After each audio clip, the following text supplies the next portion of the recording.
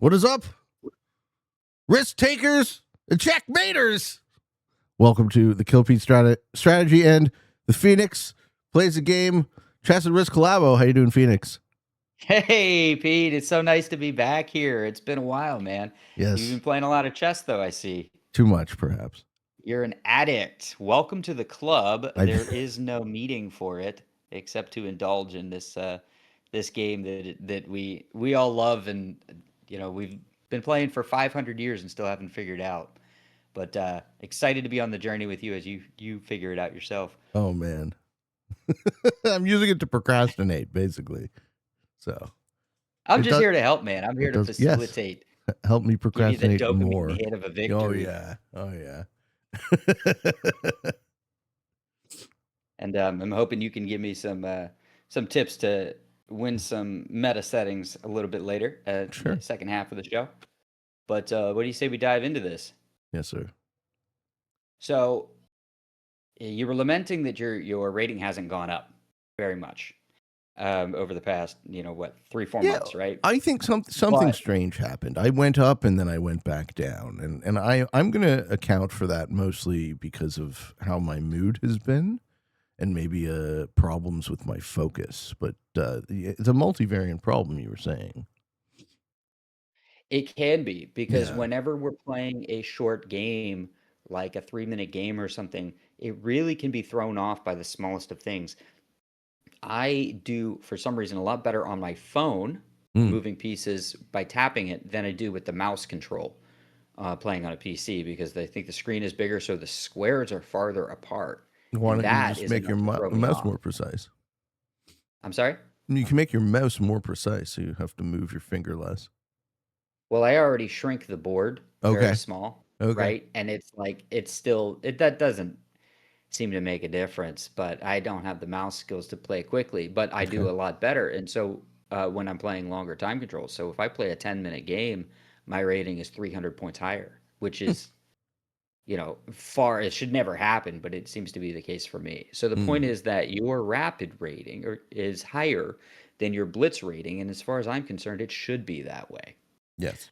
But there's a second thing going on there, which is kind of like when you're learning a language, how you have to translate things very slowly in your mind, consciously. And when you're fluent in a language, the word just comes out because you just know what something is called. And you just say that word instead, just like in your native language. And so the same thing happens when we play rapid or when we play blitz or bullet. In blitz, you are depending upon just your subconscious, your eyes recognizing a pattern and playing the next move. Whereas in rapid, you actually have time to think consciously and slowly about things. It's like translating in a foreign language. Well, if you're new to chess, then chess is a foreign language. So you're only going to be good at it in the sense of thinking slowly, where you can go back to these things that Phoenix taught you to do, like Hmm. what's changed in the position, what are my targets, and things like that. So we're going to look at a few games because I noticed some. Now, you've played like hundreds of games, but I chose three Hmm. that I think highlight a repeated mistake Good. that you've made. And we're going to take a look at it slowly. And I'm going to ask you a few questions about what your thought process here was. And I'm going to guess, because I am an experienced chess coach, that you're going to give the same student answer that always. I say, "What are you thinking in this position?" And you'll go, "Ah." So we'll see. We'll see how it goes. Yeah, yeah. But you were playing white in this one against somebody a lot lower rated than you, right? Woodcutter 1979. So he must have been at this a while. So you opened with d4, d5, and you played what we've discussed as the Kali here, right? The Kali system. Yes, sir. Okay. And he plays this move, e5. We actually discussed this move in one of our very first lessons. And I said, I don't know why people play it, but they play it. Hmm. And the whole point of their play is they want to fork your two pieces. However, this pawn is hanging. And so I'm happy to see that you took it. Yeah. Now, congratulations. I would like to reflect upon this moment of the fact that you are learning. Oh, yeah. So If I I don't let want to that hear pawn go any like forward, I'm screwed. I don't hear any Debbie Downer stuff about like, oh, I can't play this game. I'm not getting any better. Like this is just a microcosm of one thing that you used to not do, and now you do. Oh no, You do it correctly. the doubt I had regarding whether or not I could do this is completely. I mean, I look at this what's it called? I look at my rapid rating, and Hmm. all time just watching that one graph. Like this is incontrovertible. I actually can learn this thing. That is a tremendous amount for me, right? I'm not trying to measure myself to anyone else's standard, but say June 7th, 2025. So we're coming up on a year, and to see the progress from whatever I bottomed out around like 750 to now I'm like comfortably over 1,000, maybe touching 1,050 is I'm happy with that in a year. So I would I be think too. I it's would be neat. too. Yeah. Um, One of the things, if you really are interested in getting better, Hmm. is you got to do the practice. You got to Sure. do intentional, focused practice, not just playing games and trying to figure it out as you go. It's Hmm. really working one thing at a time. So we practiced the Kali Zuckertort together, and here it is in front of you, and you're executing it appropriately. Good. So this is not just like things that you've just gotten used to seeing, right, or figured out. It's that you're actually learning a concrete thing that you did practice. And That's if you right. practiced end games, I think you could have won maybe one of these. I don't think I added it to your study, but games where like you have an extra rook and they've got two pawns, and you should be able to win that. But it takes technique. And so all you have to do is memorize the technique, and then you'll convert those losses to wins and get a lot better. But let's progress here. So this is the first situation. Um, you have a strong advantage because you're up a pawn, right? You took a pawn and they did not. And now they're threatening your pawn to take it back. And Hmm. what you played was castle, which is an okay move. It's decent, but it gives up the pawn and therefore gives up the center. And we actually have a way here that we can guard the pawn and get a better position. So we have the resources in front of us of basically these guys, and we can guard this pawn somehow through a counterattack. Do you happen to see it now that I mentioned that? So if I try to push the knight, then he'll just take the pawn. So that's not good. Mm-hmm. Mm-hmm. Um, no, I don't see it. All right. So the first thing we want to look at is, can we guard this pawn? And unfortunately, we cannot like teleport the bishop up to Right. guard the pawn. So no, we can't do that.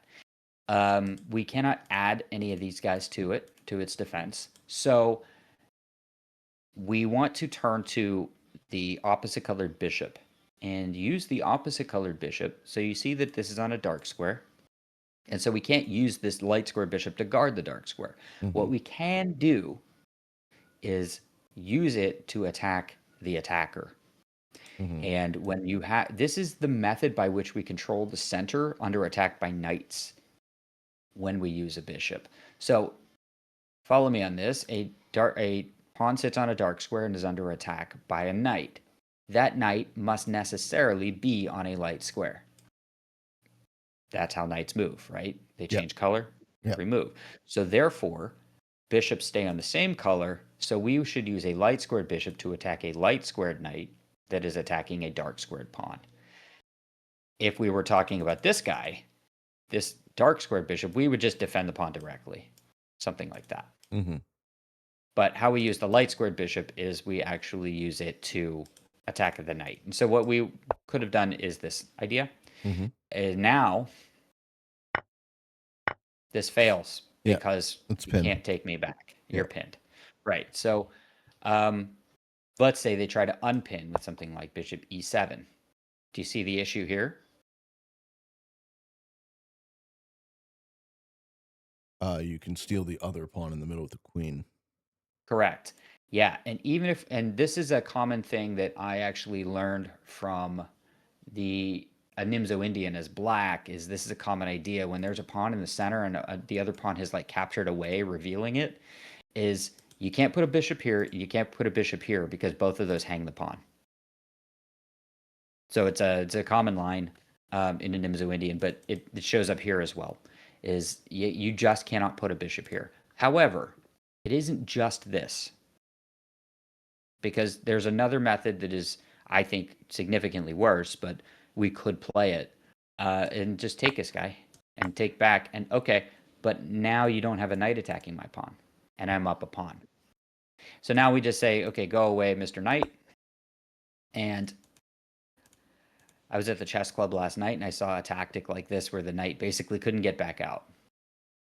Yeah. Back in the early 2000s, I used to call this an Iraq knight because he'd go in with no exit strategy. It's a joke that is very quickly losing relevance. No, I get But it. yeah, I he get ran it. forward and Mission didn't ever figure out how accomplished. to Mission get back out. accomplished. Yeah. It's what? Mission accomplished. Yes, exactly. Yeah, hey, attack the pawn. Mission accomplished. Hang the banner. Let's get out of here. Oops, what do you know? I'm on the back foot on h6.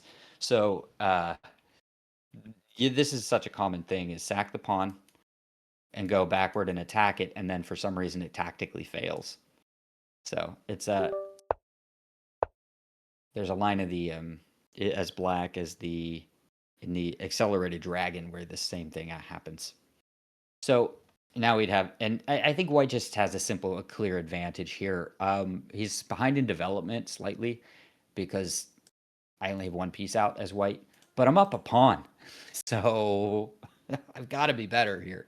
And it's not like this knight is too great of a piece. So I'll castle immediately. Black has to spend a couple moves castling. So I definitely black has no reason to think that they're better here. Mm-hmm. White has a pawn in the middle. So, but point is, I can use a light squared bishop to guard my dark squares in the center by getting rid of the knight. The fact that I tactically can win the pawn here with the queen seems to be beside the point of the lesson, although it is true. I'm always afraid somebody will hit in the comments and be like, "Oh no, on this move you could have done this, that," and I'm like, "That's not the point. The point Mm-hmm. is a generalized lesson of go here, take a knight, this pawn is safe." So you castled, and for some reason they did not take your pawn and continue with their plan. Well, um, again, we could do this and save the pawn, but if you don't see it once, you probably won't see it twice. Right. Uh, you develop a piece, and that's great. But now we always in the collie want to be careful when we see a knight on c6 that it can come here. Yes. So there are two different methods of the collie of guarding that. One is to play c3 so that we can maybe guard this square, and if we can't, we can retreat it and like down to here, one of these two squares. Yeah. And the other method is playing b3 so that if this were a pawn, the pawn cannot go c5, c4, attack our bishop. And then finally, I believe I taught you a3, which does the same thing as c3. Now, I want to be clear about something. You don't play c3 and a3 at the same time because they do the same thing. Mm-hmm. So you just one or the other. Yes. And how you decide is where's this bishop going to go? So let's talk about this. Where does this bishop go right now? B2 usually. B2. So therefore, we're going to play B3, which means we should probably play A3 to cover this bishop. And it's not about A3 is simply a response to the knight on C6. Yes. We do not want to lose our light squared bishop here. Okay. So after this, they see that, and now you notice you're like, ah, man, wouldn't it be nice if I could just go bishop B1? Too late. Saving my bishop, but I can't.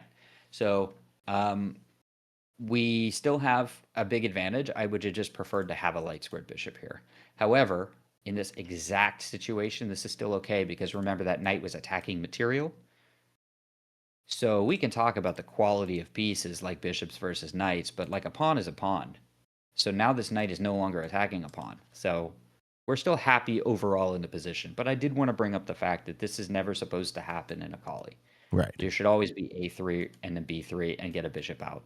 And now we're happy attacking kings. just like that. Mm-hmm. So I don't like that. Too late. This one right here. It's a fine move in context, but it shows a flaw in the thinking. Um, can you tell me the flaw in the thinking now that I've pointed it out? It's not a there's no tactic that's a problem here. It's just simply you're thinking of the wrong stuff. So maybe Okay. start with telling us why you do that. I want to get the knight out of there. Okay. So where's that knight going to go? It's going to take the bishop. Right. Now, do we like that? It's better than having a knight there. Having a knight there is fucked. Knights will fucking kill me. I hate them. They're so annoying. I just want it dead. Okay. So, well, there you They go. will ruin my life, dude. I can't explain to you how many times these fucking knights get onto whatever that is, the fourth rank, and I just get fucking smoked, and I can't stop it. So I'm gonna kill that knight. There is okay. So I think we've identified the flaw in the Yeah, thinking is sure, being afraid sure. of a piece. Being afraid of a piece because I can't figure out how they work. They're so weird. They're No, I magnets. mean I How do can they figure work? out how they work, but by the time I figured it out, I'm already dead. Well, the idea is keep your stuff defended, and there's nothing that knight's going to be able to do to you because wherever it goes, you'll take it back. What I wanted to point out was that Black put their knight on b4 to attack your bishop, right? Yes. So Black is already inclined to take that bishop. Good. Do so. So what? Okay. So why, if they want to do it, Mm-hmm. why are we helping them to do it? We're playing a3 to try to encourage them to do something that they already intend to do. I mean, it ends up being -1 knight, so I'm happy. Okay. If we're gonna do that, why Yes. not h3? Sure. Because And now you're telling me, oh knight's no, less scary though. he'll take my bishop, but like he was already going to take your bishop, and now The you have a knight under attack that he must deal with. That knight's less scary though. Okay. So I don't know why this knight is. I'm not clear on why this knight is scary in the first place. Sure. So I have found that once I'm in a situation that looks like this, I will lose. Because those knights, they will go somewhere and then they will checkmate my king, and then they will check my king and they will take a piece, and I won't be able to take it back, and then now I'm fucking down a piece, and now I'm going to lose the game. So it's easier for me to just kill at least one of those knights, and the one on the left hand side is like, you know, the one on the right hand side isn't going to do anything because any next move they make will, I immediately get it. Is there so after h3 Mm-hmm. take, is there a knight on the left side of the No, board? that's good. I'm glad that knight's dead. Right, That's it's gone. nice. That's So nice what to are we know. worried about? It's gone. I'm glad that it's Black gone. got rid of it for us. Good. We don't need to be playing a3. Black is going No, to be A3 is getting bad. rid of I it. take your point there. Yeah. You were just asking me So why I let's did do it. something more proactive. Let's maybe Sure. play. I honestly, the first thing I thought of was not h3, although I Mm-hmm. see that because like this pawn is defended Mm-hmm. now and h3 is okay. Is actually my first idea was this. Mm-hmm. Because if we're talking instinctual moves, one, this bishop is undefended. Maybe he blunders it. Two, I'm moving pieces forward and giving my other pieces somewhere to go. I did note, by the way, that this is a possible move. Mm. Okay, it just so happens not to be very good because after just move the queen, he takes the rook is actually he gave you too much stuff Mm-hmm. for his two pieces, his only two active pieces. But my idea wasn't that. It was just simply that after we move the knight and he comes in, is if I play knight b3, I attack a piece, but I also expose a defense to the pawn that maybe I was tactically worried about. And I let my queen touch the bishop. So we're able to guard against whatever this scary super duper secret knight mission is. So that No, was but my like idea. you just showed me the thing that I worry about once knights get to the fourth rank. Like that What? stuff is like, go away. Right. I don't Okay. want Well, you then that's there. him. You told me just a few seconds ago that knight's not going to do anything, and it's not See, and then you scary. showed me what he can do, and then And then I sacked it on you, it's awful. It's and you're like, awful. "Ow!" Exactly. If my king was Okay. there, I would have fucking lost shit. Okay. So, fair point, I guess. Fair points, but this is just a tactical idea that we all have to know Yes, about. There's also a sack right here, that's right. for example, just to be a little bit Yeah. in. Common idea. This just happens to be good for white anyway because you're giving up your only two developed pieces while I've got three, now four on the board. So it's not good for black, but it's something he could do. It's legal. Hmm. So he plays a knight here. All I'm trying to say is let's not encourage our opponents to do the thing they want to do anyway. So shockingly to me, he goes back. Hmm. I don't understand what the point of his play was, but now we're back into a regular sort of collie. I don't want to beat you up too much about this, but b4 is the right idea because it attacks a piece. Hmm. So just might as well play it. Sure. The reason we would not typically play b4 is because c5 has been played. But when there's no c5 and there's just stuff here, especially undefended stuff, we should just be attacking it. b4 is a good tempo. And then you're just going to play the same idea that you did anyway, which is bishop b2. Yeah. Okay, so after bishop b2, we finally have a good idea of what we're doing. We're trying to attack that rook in the corner. Piece comes out. I'm snap taking that thing, and you did, which is great. And now you got the magic move, e6, and he doesn't see it. Yep. It gives me So a this is rook. a cool thing about this. This is the second checkpoint. I would like to say that you have very much and very clearly demonstrated some learning, Yeah, man. because 6 months ago you didn't see this. No way. I would have You did missed that for not see sure. this Oh ever yeah. attack. Yeah, yeah. That's the whole It, reason that bishop is there. yes. That's what he's for. To do stuff Look like at that. you. Yeah. Yeah, yeah. Now you're moving pieces around, Yeah. knowing where they go and what they are for. There was no way that a while ago you were like, "Oh, I'm putting this piece here because," That's and right. now you're like, I sniped. That's why I put him there. Yeah, yeah. That's his job." And yeah, Yes. that's from studying. In this case, the Kali Zukertort. But you could do the same thing with endgames. Like you Mm-hmm. could just be like, "Oh, I put my rook here because that's where they go. They go behind the passed pawn and things like that." And I would very much encourage you to do that because when you start with just a few pieces on the board, you see these tiny little patterns quicker. Just like you saw that bishop taking something. Oh, that's his job. It's what he does. It's my first look. Yeah, you'll see. You'll do the same thing in an ending. So we just move pieces forward and immediately lose one. Ouch. Okay. Scaring the knight back. Yeah, I don't know why he didn't. Well, first of all, he could just do this. I don't know why he didn't do that.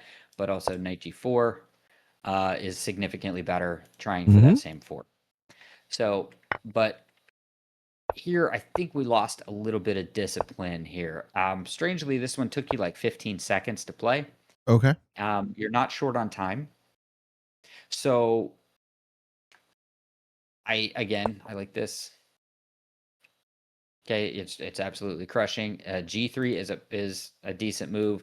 You could play C4, you could play B4, you could play what else can you play? That's pretty much it. Here, here, here, or here. But the reason I would want to play b4 is because I want to move the knight forward. So I'm thinking forward, forward, and I'm thinking these guys. Okay, so once again, if you remember from previous lessons, when Phoenix is playing chess and doesn't know what to do, where does his hand automatically go? Back row. To the back row. Yeah, to the back rank. Yep, exactly. So like my first instinct is how do I get these guys in the game? Mm-hmm. And so I'm looking at like at first I go, okay, how about C1, rook C1. And then I'm thinking, well, why rook C1? So I can push my rear pawn. And then I say, well, can't I just push it anyway? And then the next thing I'm doing is I'm saying rook E1 to try to push this guy. cannot be done, doesn't Hmm. work. So then I think maybe I go like this. And this is how I'm arranging these pieces, but at no point am I looking at like that stuff. So I'd say rook c1, c4, or just c4 right now and then rook c1 later. But this is I'm trying to come up with a plan to get these back row guys out. But what you did is you actually took your most forward piece. Everybody is in this box here. Hmm. You have one piece that's not, and he jumped forward, and turns out he doesn't have any support Yeah. because everybody else is back here in the barracks. They're just waking up, having their morning coffee, and this guy's already fighting a war, and so he gets surrounded and lost. So again, back rank is your go-to. How do I get the rear pieces forward? And that's like, this would be great. Here, here, here would be a great way to develop. Now look how much space I've got, right? My queen is wide open. I got rook space. So back here, right there. I know I told you the right moves, but like maybe you can come up with some ideas here and explain it to us, what you would do in this situation. Well, what else is there other than what you showed? Um, well, what? Give me like several lines in a row instead of just the one move that might be the right answer. What do you see that you could do Oh, I couldn't do instead? that. I Like, several lights in a row is not. what's that? I can maybe try and come up with the next move, but you've shown all of the different ones that like this one is good. Right, but they have different ideas and they're Yeah. all correct. Okay, now if you want to play c4, Yeah. what do you think they might do next? Like, think about it from this position. Give me any like a reasonable move that they might play. All right, and then we'll play. I mean, we probably just take it. Maybe they Okay. take with the bishop first, right? Okay. But Ooh. they Coaching go point here. they go like this, and I then said this before, but what we do, let's go yeah, back. yeah. Your eyes after C4, Mm, your brain immediately said when I said what should you do is knight takes. hmm. Okay? Then what you did is you backed up and you said actually maybe bishop. Right. That's that is a very important cognitive mistake that will happen to everybody from beginner level up to master. You can't do that.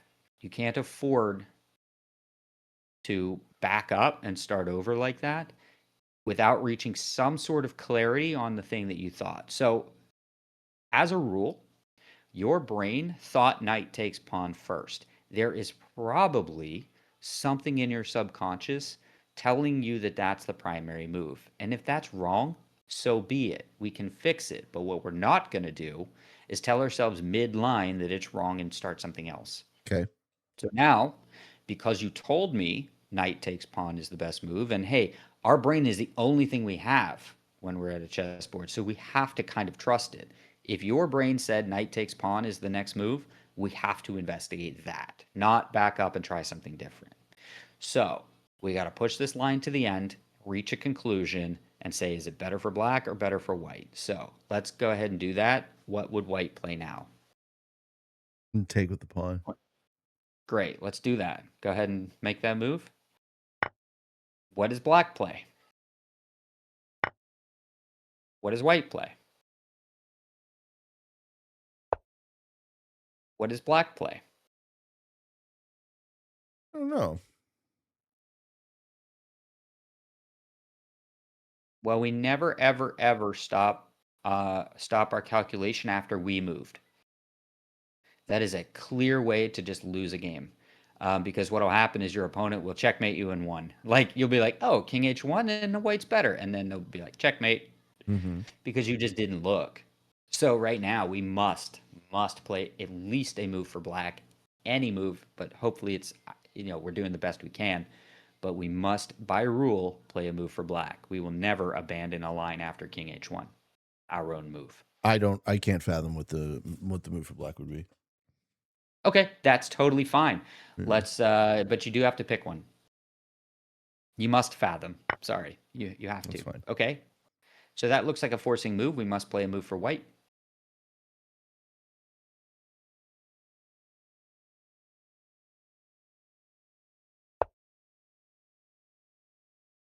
Okay. And let's go with like, I don't know, this. All right, let's just pause here for a sec Mm. and take stock. Material. We know that black sacrificed a bishop on this square. Mm-hmm. And so we're up that bishop. Sorry, how did we end up a rook? Man, I've lost track. We got the rook Where with the did oh bishop right, because earlier we on. won the rook earlier. Sorry, Yeah. we didn't lose it now. So um he actually sacrificed a knight and then he traded a bishop for a knight. It doesn't matter. We're up a rook and a bishop. So Mm-hmm. looking at this position, does it appear, and we're going to pretend this is as far as we could have possibly gone with our mind. So we cannot go forward anymore because we're at the limit of our like brain space. Mm-hmm. Is white better or black better? White. Right. Okay. So let's back up. Do we think anything like right here, black has any sort of knockout blow that makes him even and gets a rook and a bishop back? No. Okay, so what about this then? What about here? Um, after this, like, do you feel like white is desperate and in trouble here? No. Okay, how about here? Is white in No. trouble? No. I All mean, right, it's so it's what we've not done now great, but it's. is we've dreamt a position, Mm. and we've agreed that at every step of the way, white is fine. Mm-hmm. So back at the current position, after c4, knight takes pawn is winning for white. Mm-hmm. And I'd like to be clear that when you're thinking this in your mind, it goes about as fast as this. Mm-hmm. And that's only 4 seconds. But what we can never do, what I'll tell you what will take 12 seconds is knight takes pawn, no wait, bishop takes pawn. Wait, hang on. Maybe it is knight takes pawn. And then I Mm-hmm. take, wait, hang on. Bishop takes pawn.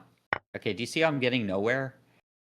Yeah, but my mind works that way, or doesn't work that way. But training, you cannot do Oh, that. I'm not so You sure must about catch that. yourself. I don't actually know You that that's must catch possible. yourself Yeah. when I you're don't in I that don't know. I situation. don't think I can do that. Yeah. I've never been able to. Yeah, you also told me like 6 months ago or a year ago when we started this that you'll never be able to see something like this, Well, no, I winning a so rook, so I and here wonder you are doing it. I wonder So what's going on with my mind, because the um the I'll tell you way exactly people what's going talk on. about Go this ahead. sort of thing is a Hmm. consistent way that I've never really had access to. I don't know. I can't put it into words. Well, I'll give you the answer. It's a very simple one. Yeah. You're untrained. Try harder. No, you're untrained. Uh-huh. And so you have not practiced the ability to do this, and it's the same as juggling. Mm. Juggling looks impressive, and it doesn't take very long to get impressive. Mhm. Now, world class, sure, that takes forever, but to be an impressive juggler, anybody can do that in like a Mm. year. Yeah. Memory things, memorizing a deck of 52 cards. People do that as a parlor trick. It's not as hard if you just practice doing it. Right. Memorizing digits of pi. People have done that competitively. A Rubik's Cube. It's all the same thing. And every single one of us will look here and say, I can't do that. I don't have the brain for that. Well, the truth is, you have the same brain as everybody else. I hate to tell you, your brain's not special. Mm. You have the exact same thing. And what you don't have is a trained ability and practice. So the reason you can't do this, where were we? C4.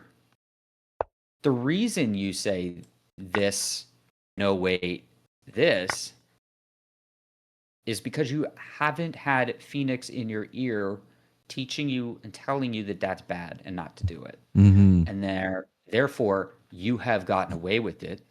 And that thought process of knight takes no wait, back up, bishop takes no wait, maybe the first one again, is is the human brain. It's everybody's brain. Mm. Nobody is born with the ability to stop doing that. Nobody This is something that chess players must practice. This is something that all chess players have to get good at doing. You never abandon a line before you've reached a conclusion or on your own turn. And when you play rapid games with long time controls, you will have the ability to catch yourself doing that. And you will back up. And this is that mantra that I taught you at the very, very beginning is you can do this and you will do this. And the second part is the most important. You will, because you will force your brain to do it the correct way. Hmm. And when you do that, you will develop the skill, same as memorizing digits of pi. Hmm. I have no idea. I can name like 6 digits of pi and I'm done. People do 500. Why? Because they tried. They're not special. They don't have magic brains. They're not geniuses. They just tried. And so can you. So, and Well, then actually, this is the funny part I don't think my brain is is magic. I think it's you kind of just did it. broken. You just did it. Did You what? moved the knight, and I said, then what? And you just did it. Mm-hmm. So, right now, I Mm-hmm. would like you to, as an exercise, try bishop takes pawn, and I want you to do the exact same thing.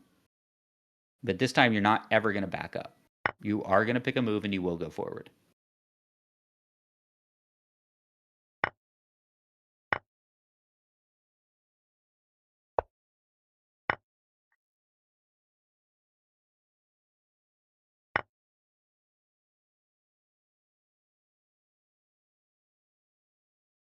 Not letting me go any further. Okay. Now, I want to also point out another saying I have so many, is that moving pieces in your mind is free. So at no point should we be taking more than 1 second. And I mean, like literally, like, 100 milliseconds. What is it? Centiseconds? Whatever. Mm-hmm. 1.0 seconds to choose a move for the other side. Because moving it in our mind is totally free. We can back up when we hit the end of the line. So let's go ahead right now and just choose anything for black. Anything. You have 1 second to do it. Go. I can't click anymore. Why? I don't know. Board frozen? Oh no, I have to because I have to play a It's move for black's black. move. That's right. That's the Yeah, reason. yeah, Okay. yeah. It's almost always the reason. So pick a move for black. Any move.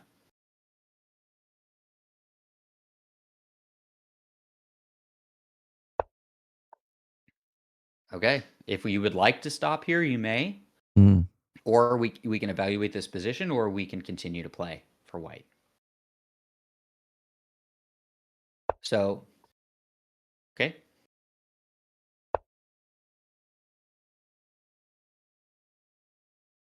Now, if at any point you would like to stop and back up, you may, but what you have to do first is decide who's winning.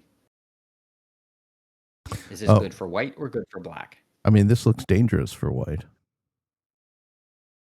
Okay, how come? I don't know, because that queen could do some fucking bullshit. The queen could like fucking sneak in here and like, you know, you don't want to see this. All right, so to evaluate that, what we're going to say is that we have one piece attacking us. We Mm-hmm. have 1, 2, 3, 4, 5 pieces guarding us. Should be fine. 5 is a lot better. Surely, Now we check for surely specific Pete won't targets. screw this one up. Well, now let's check for specific targets. Yeah. I honestly, I feel like G2 is probably the most important target, and it looks pretty heavily defended to me. Yes. So I think we're okay. Okay. And one way we could blunder it away if we chose to would be something like this, like this, like this. And there, I've managed to blunder the position. Mm-hmm. But I don't have to do that. I could just pay attention. So I actually think that white is winning here Mm-hmm. by a lot, actually, Sure. on account of there being an extra bishop, knight, Oh and yeah. rook. Looks Oh, good. sorry, bishop and knight. So I think that is pretty clear. And then what you would do when you're calculating is try stuff like maybe this is better. But one thing I like to calculate is to say right about here, you have 4 different ways to take back, right? Mm-hmm. Yeah. No, So the of bishop those is 4 certainly a ways, better move than the king. the fun part is the reward is that you actually don't have to decide Mm-hmm. because all 4 ways look winning for white. Mm-hmm. Yep. So you actually do not have to know until you reach this position which way you take back. Right here, we can announce that bishop takes pawn is a failure. on account of this, this, this, this. All responses win for white. We don't actually need to know which one is the best. We just know that they're all good. Mm-hmm. So we're good enough. So that means that this is wrong, which means that this is wrong. So this is how we need to calculate in a real chess game is we go forward, not backward. When we reach the end of the line, we say, is there anything they could have done to fix it? But we do that from the end of the line. So I want to show the ending of this game. We push their pieces back. We develop ours. Very good. And then we're still moving the knights forward. And the rook comes into the game. Excellent. I like how you're reaching for the back rank. Probably right here. Maybe this is better. Mm-hmm. Or queen e2 would be better to guard this pawn. But okay, you guard it from behind. That's okay. Everything is looking quite even right there. We actually had check. And then, unfortunately, the rook is exposed to the queen. So, but skipping past that, it looks like we finally break into his position. And we lose our queen. Mm-hmm. Okay, so right here is check. And where are we? We've already lost our queen. So what happened? I think what happened is we allowed a piece into our position. And these guys entangled us, right? So maybe instead we want to play something like this and hold the position together. Guarding our own stuff is important, even if we get pushed back to a situation like this. What we don't want to do is leave those pieces into our position. We do have an extra rook, so like losing pawns is fine. What we want to do is maintain the stuff that we have. So I mean, you fell for a tactical blunder. That's going to happen. I can't really beat you up too much about it. What the heck? Okay. And then we end up just getting swallowed up here. That's fucked, yeah. We lose all the stuff. They make a new queen, and that's game. 2 queens. This game wasn't won or lost based on the. I mean, it was just one move tactic there at the end. But I think we can learn a lot from this game, and that's the fact that one, we need to be cognizant of why we're pushing our pieces forward, and you did that here, but you didn't do that here. Okay. And finally, the calculation exercise right here of moving a piece forward without calculating that they can take it twice versus all the stuff that we just did with the knight and bishop is we can do this and we should. This is especially the point when both people have castled. I want to move to the next one because we're going to run out of time, I think. We have a game where we are attacking the middle of the board, and I like this setup for you. This may not be everybody's recommendation, but I like it. We have castle and knight goes into the center. All right, this is where I want to start. So the knight in the center. Can you get a sense of what I'm already going to say about this? That it relies on my opponent fucking up. Not what I was going to say, although it kind of does, I guess, but not what I was actually going to point out here. Let me just show you the line I came up with here is take, knight, and now that pawn is attacked. Okay. And we saw this in the last game. We saw this idea, except you were white, right? So the king and the queen were switched. But once again, we saw this take in the center, and then there's this double attack. So how would we get out of this? We might have to, let's say we guard our pawn, but then we would face rook e1. And the problem with rook e1 is that we have pulled this pawn to the side, and so this file became open. But the double attack there is good for me. Where? In the pawn in the middle. The double attack is good. Yeah, to get rid of this, what we would have to do based on our last one, can you think of what we would do here to alleviate the pressure on the pawn?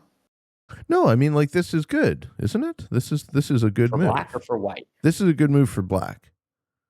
C5? Yes. Um, yeah, it's mandatory. Well, hmm. I think it's an okay move. Yeah. Okay.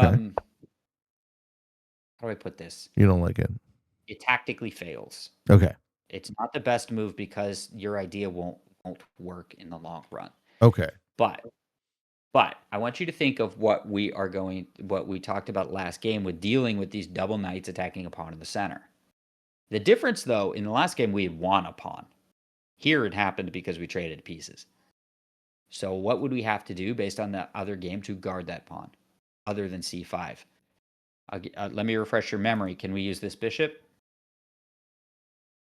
I'm sorry. I'm still stuck on if they the pin on f3. I'm just like, that's good. I want that. I want that knight to move. Take it, please. Take the pawn. Yes. Yeah. Yeah, right. But he's not gonna. He's gonna take with this pawn. Okay, Right. So so that's actually, all that's right, why I put what I'm the trying to guide you toward here is we guard this pawn by doing this. okay. Okay, and this is kind of the main reason I don't like your strategy here of putting the knight in the center and getting it chopped off. Apparently, c6 is the best idea, but c5, the reason it doesn't work is because we're going to get stomped down the e file. Mm. And the reason I see this is because I know that once a pawn becomes mobile, if it forks something, it doesn't even matter if it's two pawns or what. There's no way that the other side can prevent this pawn from disappearing off the board. Because if I go here as white, I can either take here, or if you take me, the pawn is gone anyway. So I want you to imagine like something like, I don't know, a wasted move like that. Okay. What if I just try this? Yeah, that's fine.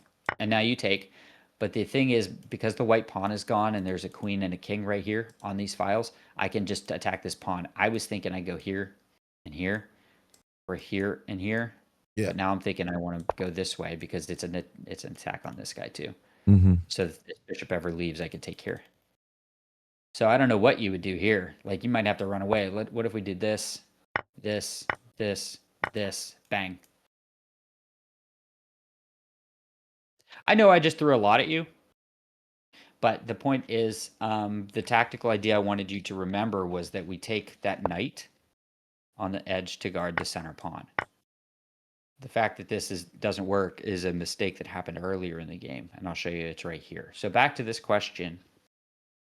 You played the knight up in the center, and there's something that I keep harping on, which is why that's the wrong idea. Mm-hmm.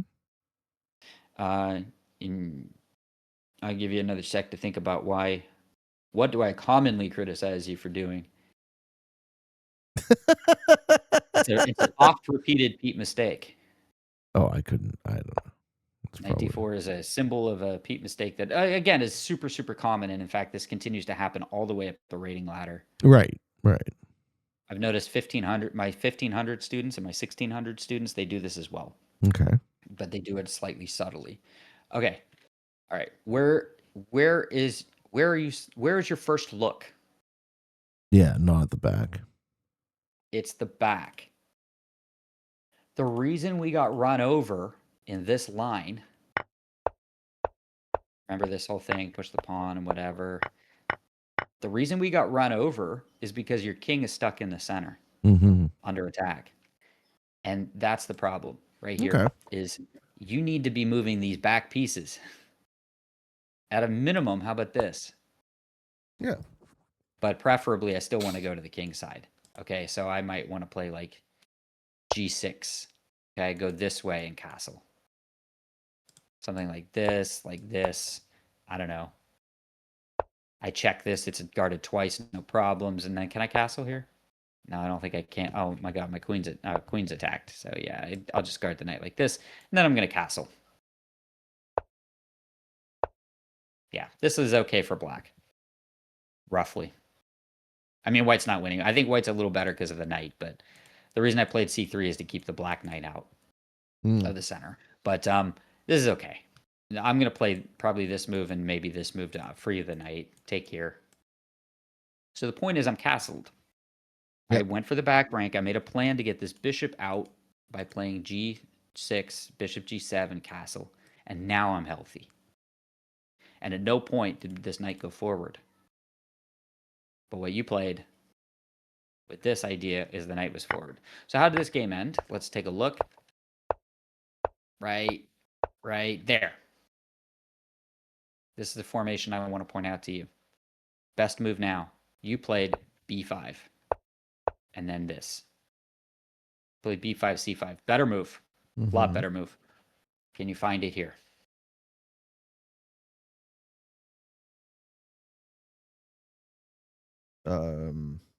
F3. Oh, that's for white, though. For black. It's black's move. White just played this. There you go. There you go. And we're winning a rook. Yep. Yeah. This is a very simple piece of advice. Because you continually pin this knight to this, you pin the knight to the queen, you oftentimes take here, and then this pawn becomes attacked by the knight in the center.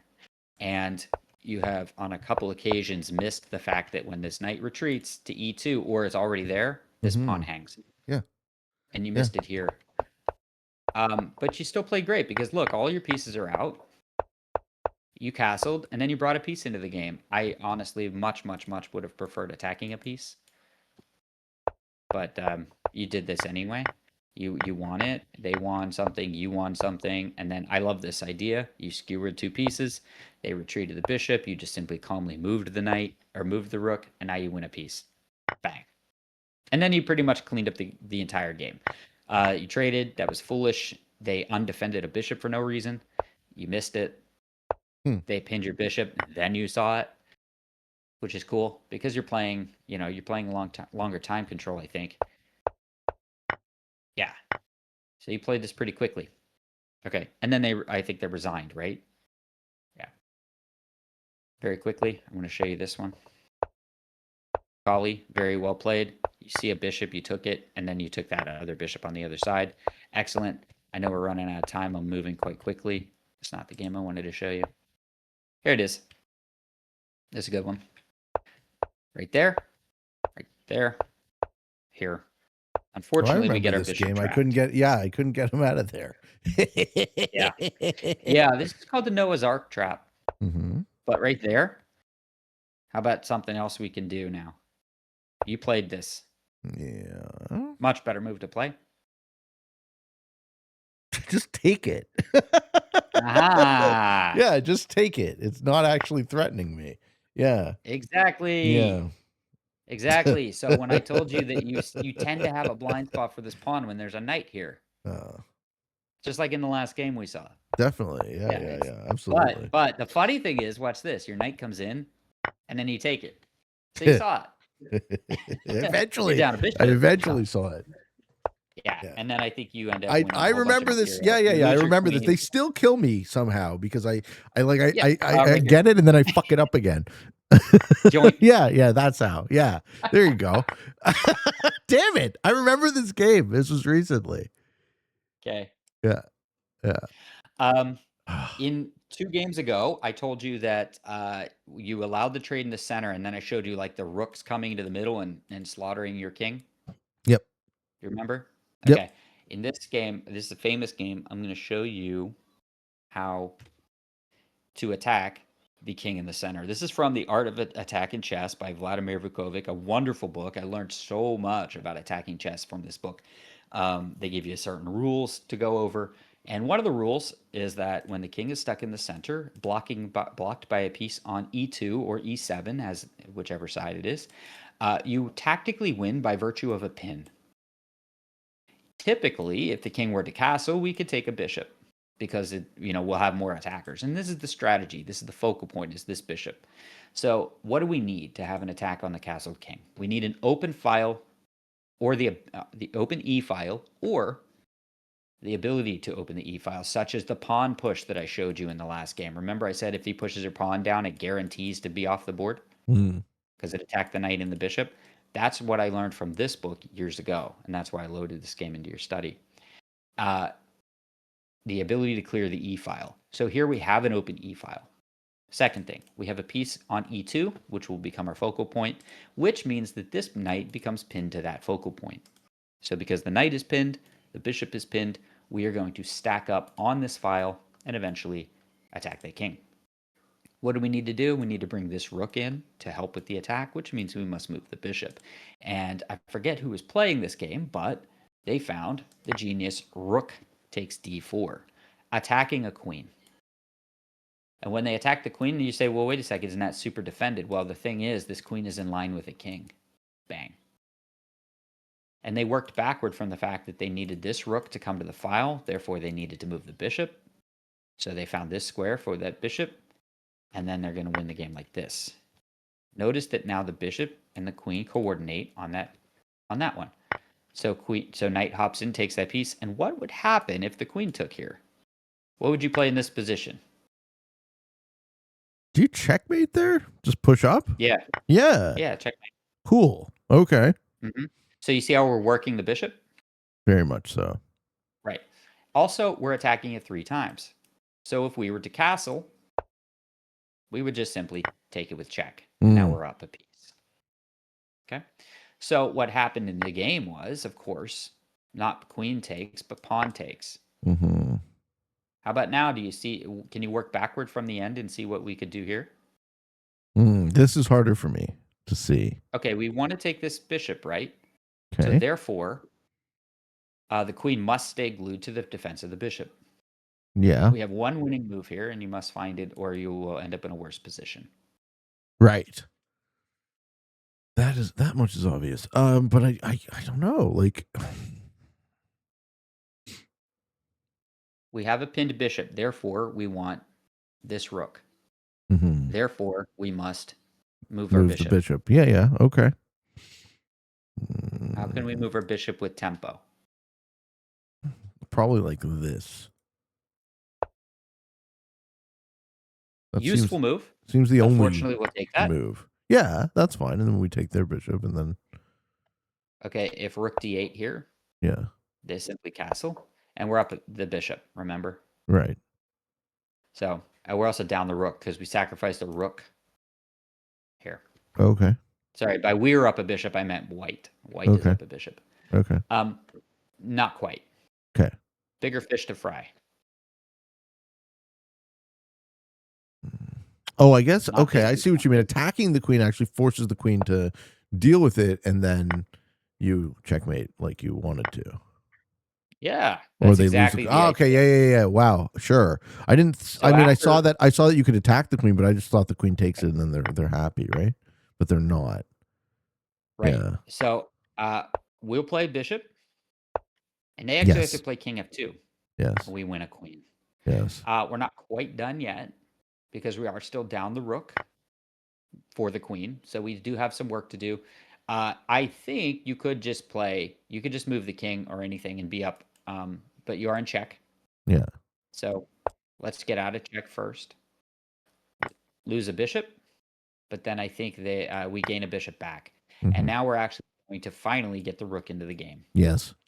And we have mating ideas. For example, check, king, check. And now you see he's cut off. So checkmate. Mm-hmm. Bang. Queen played here, and then I think the queen took here, and then it was bishop e3, and queen takes b2. And now we're just marauding, right? We're just taking all this stuff. And we have a queen for a rook and a bishop. Rook e8. And we're going to try to trade off material here. So winning, a lot of moves are winning. I don't think there's anything that can be done here. What if like this? What do we do? Yeah, I mean, anything wins. Just move the queen here, here, here. Anything that attacks this bishop is fine. We're up a lot of pawns. So even if we traded the queen for 2 things, it's rook against rook. We have so many extra pawns and win the game. So the point here is that an open e file like this requires us to put other stuff onto there and come down and attack this bishop, which is what happened to you in the other game. Well, the one where I showed you the queen and rook coming in. Yes. I'd like you to go over this one in particular. This is one of those rehearsals that you can do. to get better at chess, and then you will see that pattern of, oh, the pawns got moved out of the way of the e file. Perhaps I should attack the king down the e file with rooks and queens. And then you'll be able to see it, and suddenly you'll be playing masterful things like when you took the rook in the corner and said, well, that's what he's for. Mm-hmm. It's like, well, now you know when the e file's open, we put a rook here. Well, that's just what it's for. Same ideas. Yeah, man. Do you feel better at chess? Better. No, I mean, I am better. I don't feel better. I still feel like I suck, but I'm noticing some. Damn, bro. No, you know what? You see what I mean? Like, I think the felt sense of this is, it's kind of like in every subject. This is the experience of discovering just how deep the well of knowledge that you don't have access to is. You know, the more you learn about something, the more you can come to that realization. Like, oh my God. But that's okay. Isn't that amazing? It's endless. It is. Everything is endless. So it's like, do you want to fucking, talk about this for 500 years and you still don't get anywhere. I would love to know the depth of the knowledge I don't have about the Europe Advanced meta settings. Yeah, well, I mean, we'll take a look. Shall I get another cup of coffee and then return? Coffee break. Okay. See you in a second. Yes, sir. All right. So I'd like to look at tempo is everything, because I have a big question about this game. Okay. Starting about when? Well, a cap choice. We got to go to cap choice. For those that don't know, our recording software does not allow us to screen share. It will screw everything up, and we won't be able. So we're on two separate screens, so we have to communicate by timestamp on these videos. So we apologize for that viewer experience, I guess, little hitch. We do have to figure that out, Pete, how we can look at the same screen. Definitely. Somehow. So this is the very beginning of your first cap choice. We don't see black. Okay, I would have figured we would have. So the reason I draw out the topology each time is to get a sense of how the positions are going to play. And the Southern Sweden Blizzard got me for the longest time. There's something visual about it. Like, my eye thinks that Finland attaches to the north of Sweden, and it doesn't. So what we end up with is a 2-point noob corner pocket, but it also pockets to the top of France. So we can actually consider Rhine and whatever that territory is, Burgundy, I think it's called, as the noob corner. And then coming down off of Spain, you have a reverse one line into no real two lines. You have a 2-line pocket. You figure purple's probably going to choose that 4. You figure someone might be in Africa. And then when we get to the 3-line, what do we see? We see black didn't take Greece, which would have, as far as we can see from him, be his best choice. We have garbage in Turkey. Could cap the tip. Don't love it, but possible. Yeah, I thought about that, but I just don't see how the position would develop. So there's... Okay, so in my opinion, you actually have 2 mediocre options. You don't have a good option, but you have 2 okay choices. And I'll kick it back to you. What do you think I'm going to tell you are your 2 okay choices? Okay, well, okay choices. I think that Rhine is interesting, but it's next to Black's 4, and Black is the only player to go ahead of me. I don't think anybody is going to roll that, but he just might. I also don't think that it's appropriate there because red will surely cap their 7 just because it's a 7. And so I don't like Rhine. I think Rhine is the sucker bet. Yeah, I agree. Rhine is a terrible choice. In a vacuum, it's the best. No, right? I don't think in a vacuum it's the best. I think it's bad here. Even positionally. I think it's a sucker play, right? The odds of there being someone in Iceland, someone in Scotland, maybe even someone in Scandi, someone in France, and all of those possibilities pressure your cap in a way that you have to then you're already naturally cuckooed. So I Yes, don't I like agree. Rhine at Yeah, all. exactly. That's Okay, that's why I'm saying it's a sucker bet because there's the good, 4, there's the 7, there's the London, the France cap. Yeah, all of those reasons. good. So what else do you And like? it's a split Scandi. Yep, So that's the sucker one. So yeah. I think the only two good cap choices, I mean, obviously I'm biased toward the one I actually took, which Okay, was okay. Romania. You took Romania. I think And Romania is then a fine choice.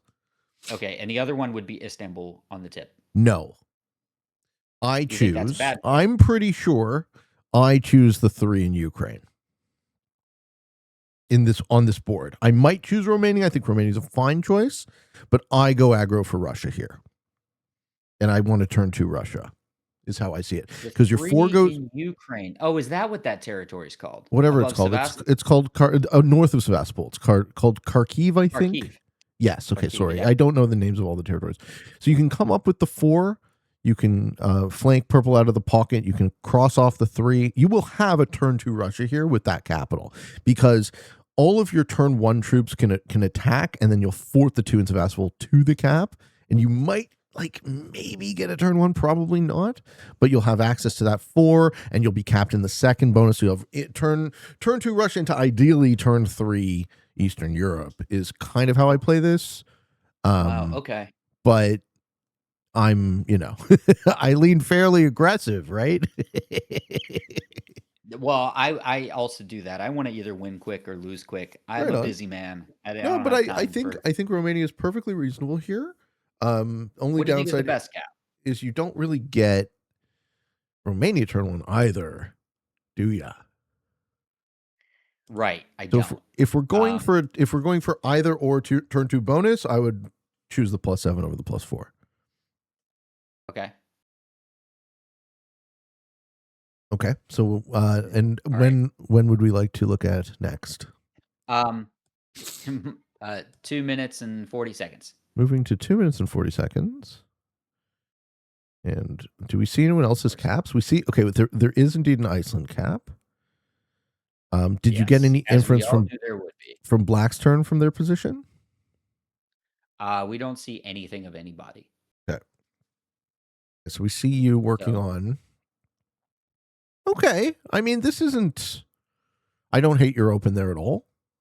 I mean, it's heavy material. I have a chance to really blow it here, right?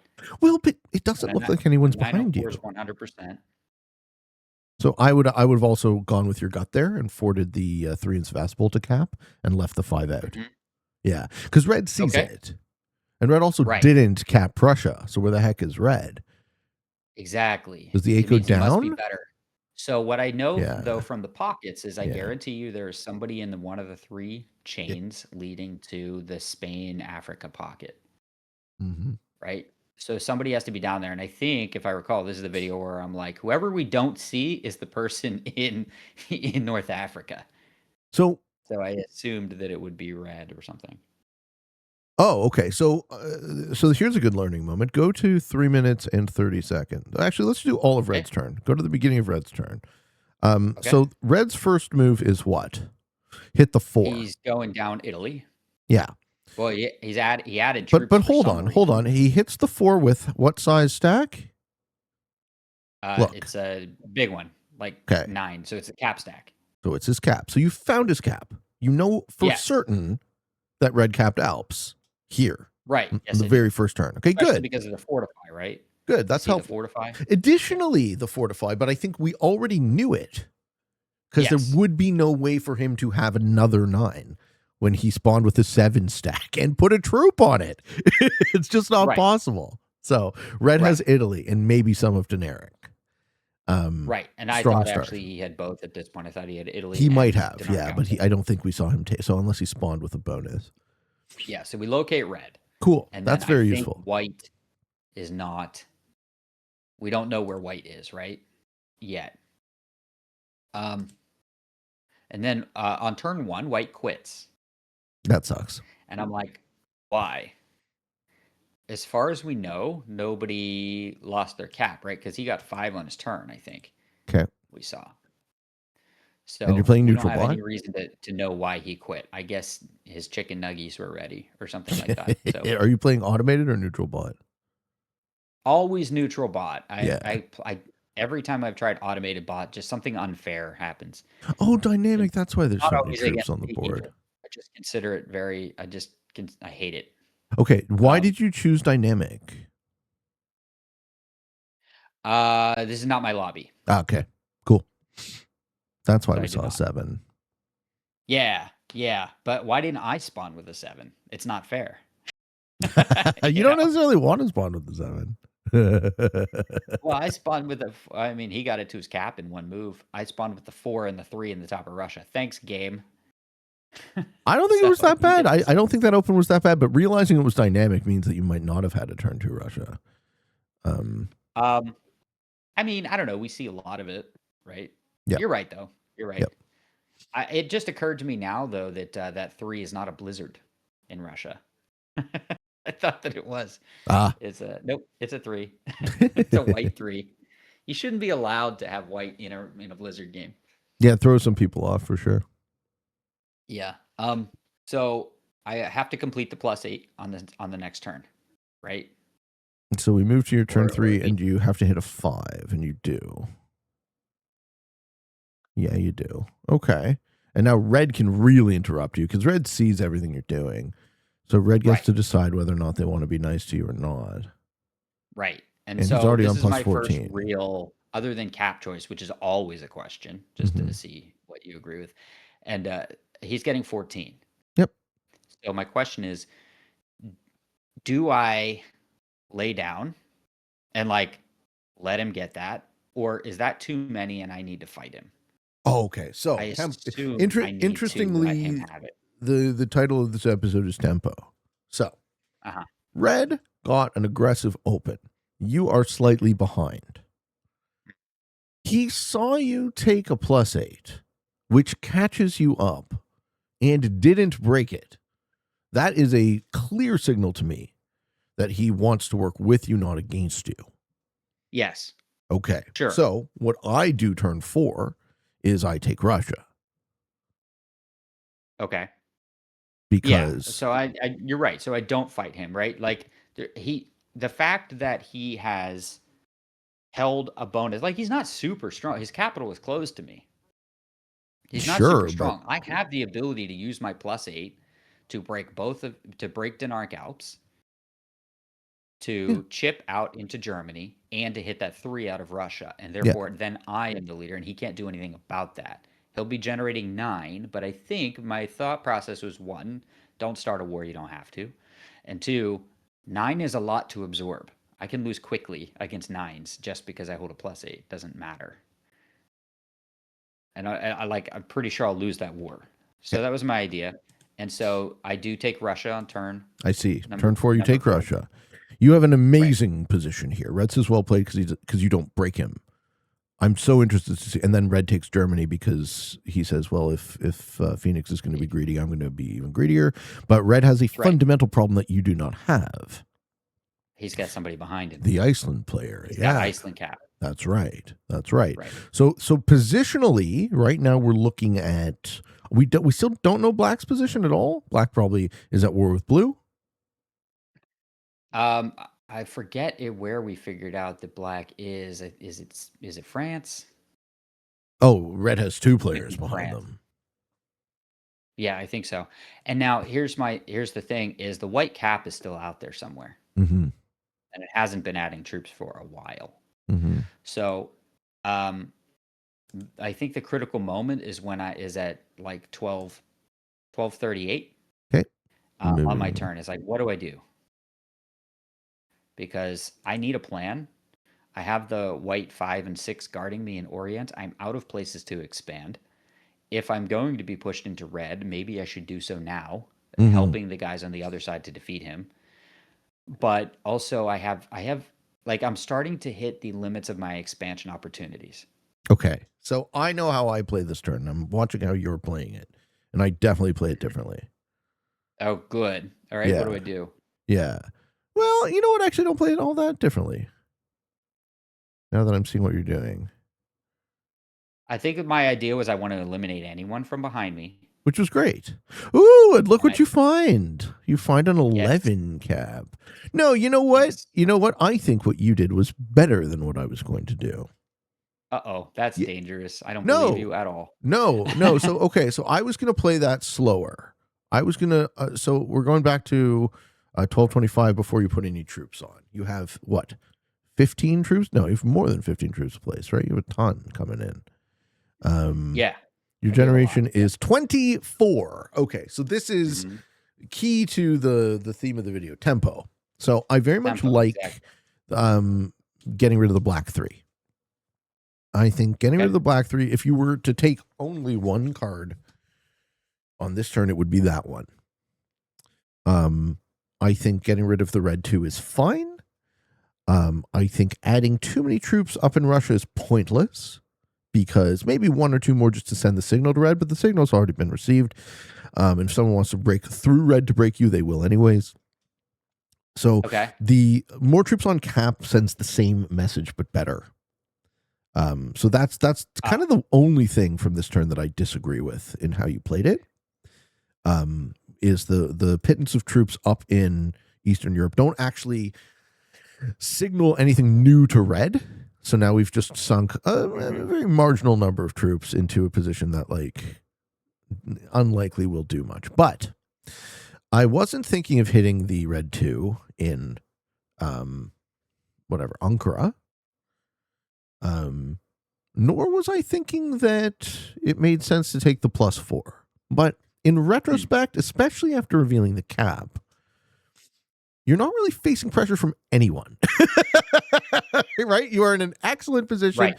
You have Right. white stacks guarding one of your flanks. You have a white cap guarding the other. You'll be able to take that cap if anyone takes it next turn. Hmm. And we don't know who's stuck behind it. Could be 2 players, Right. could be black and blue. So I think this is a fantastic turn 5. I would like to see a few more troops on your cap is the only quibble I have with it. Ooh, 12. So blue's Africa. Right. And blue has to get through that cap. Yes, he does. Holy, and he's got a We great large actually stack to do it. we actually already know that blue is there Okay. because blue knocked me out of West Africa with an Okay. 11 stack. That happened So at 6 minutes or so. so that is So all of blue's troops on yes. that 20 cap. That's 100% of his material. So black So and it's purple it, are behind red. yes, black and Yes. purple are behind red. Blue is unopposed at the bottom of the board, holding many bonuses. Well, I guess he's holding 2. So I think honestly, I've paused it at 14 minutes and 59 seconds, and it's like this is it. It's do or die time, and I have to choose the correct plan. And so I really want to know from you, what is the correct plan? You roll the 20. I do. Yeah. Yeah. 37 plus Um, 6 is 43. Let's see. 43v20. Let's actually do it. Let's do the odds of this play, because I want to know. I think it's a 90. It's like a 90. What's a 90% I don't know. plus roll? Hold on, my I think so.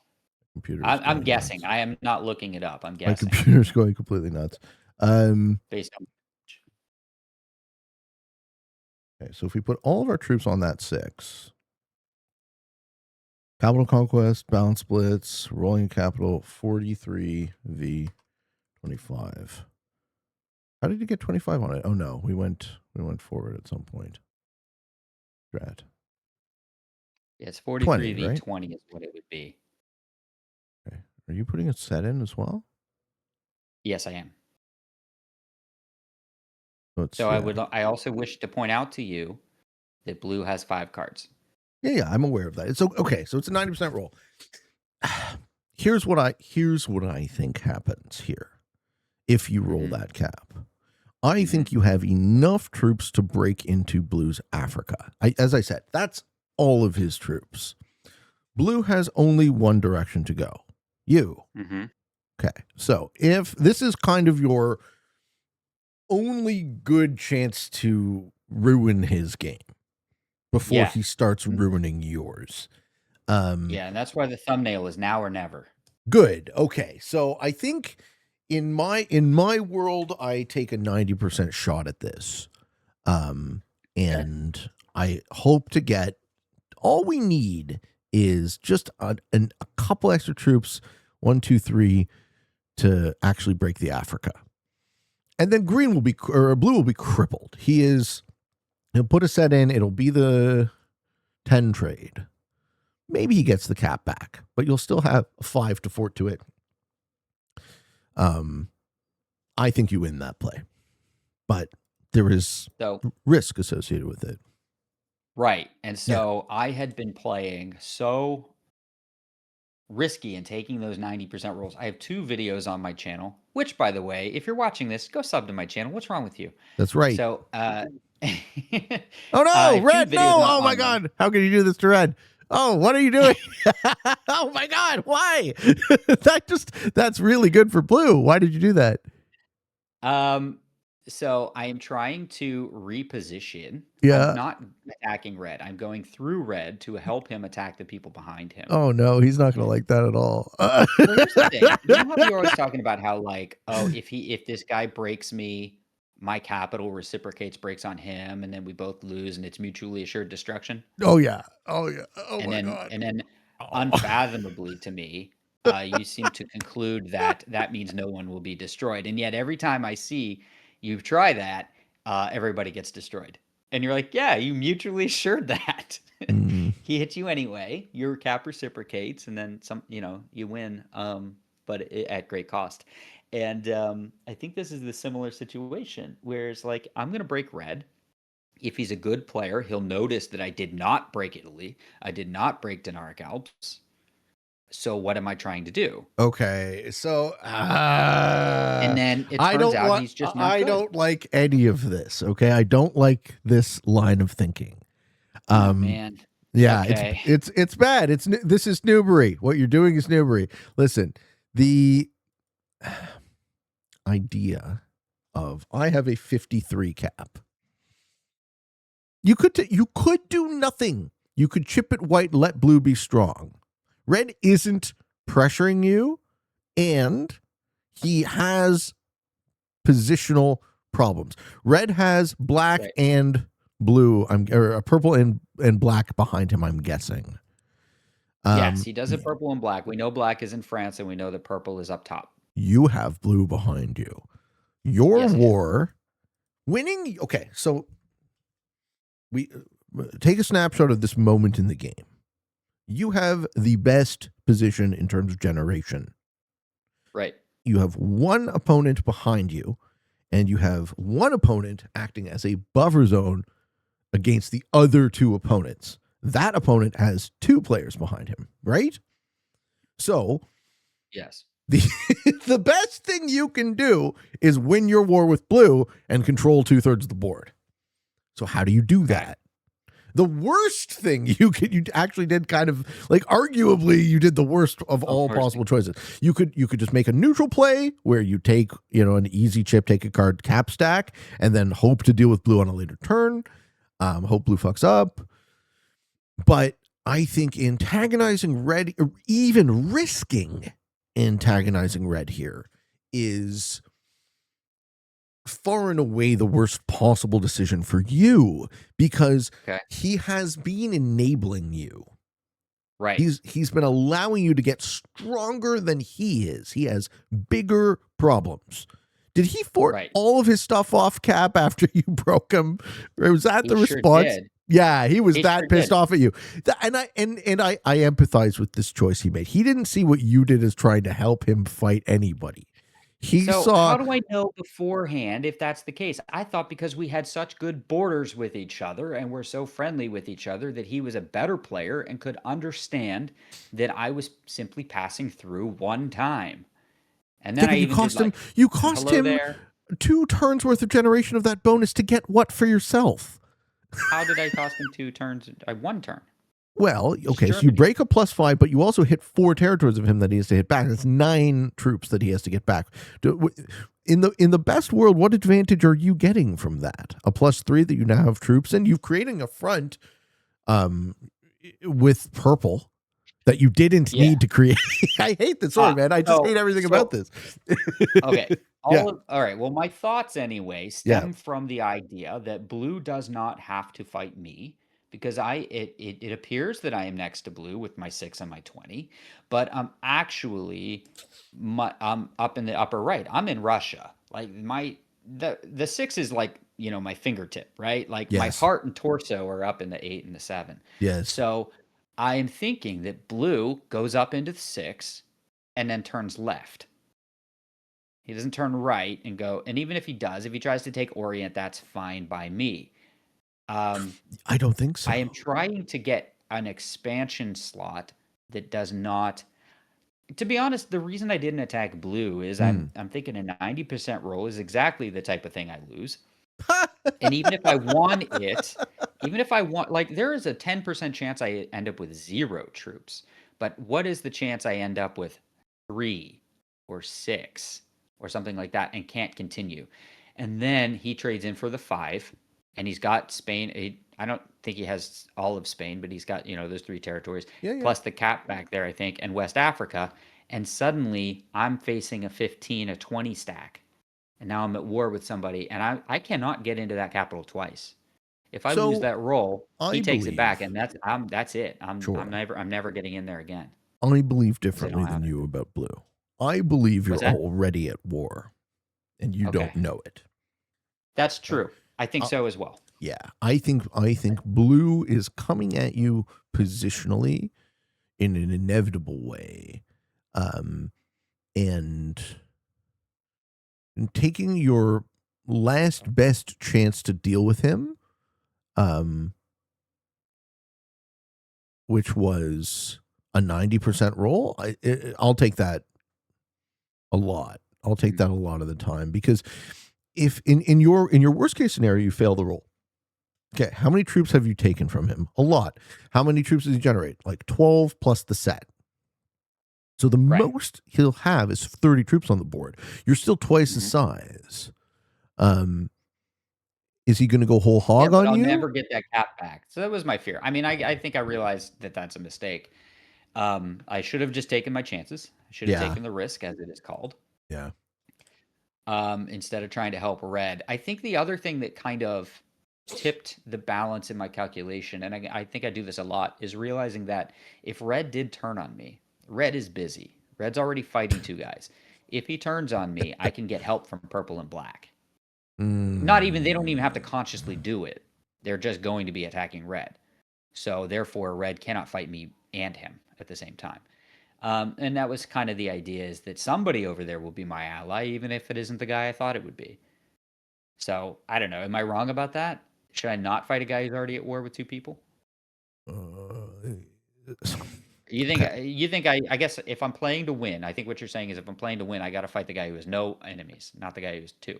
So I think let's not engage with the relationships and let's engage Okay. with the position. So going back to the turn where you decided to break red, you sincerely think that you think you're helping him here. Um, Yes. yeah. So I think you're harming him, and I am completely unsurprised by his response. So we have, Yeah.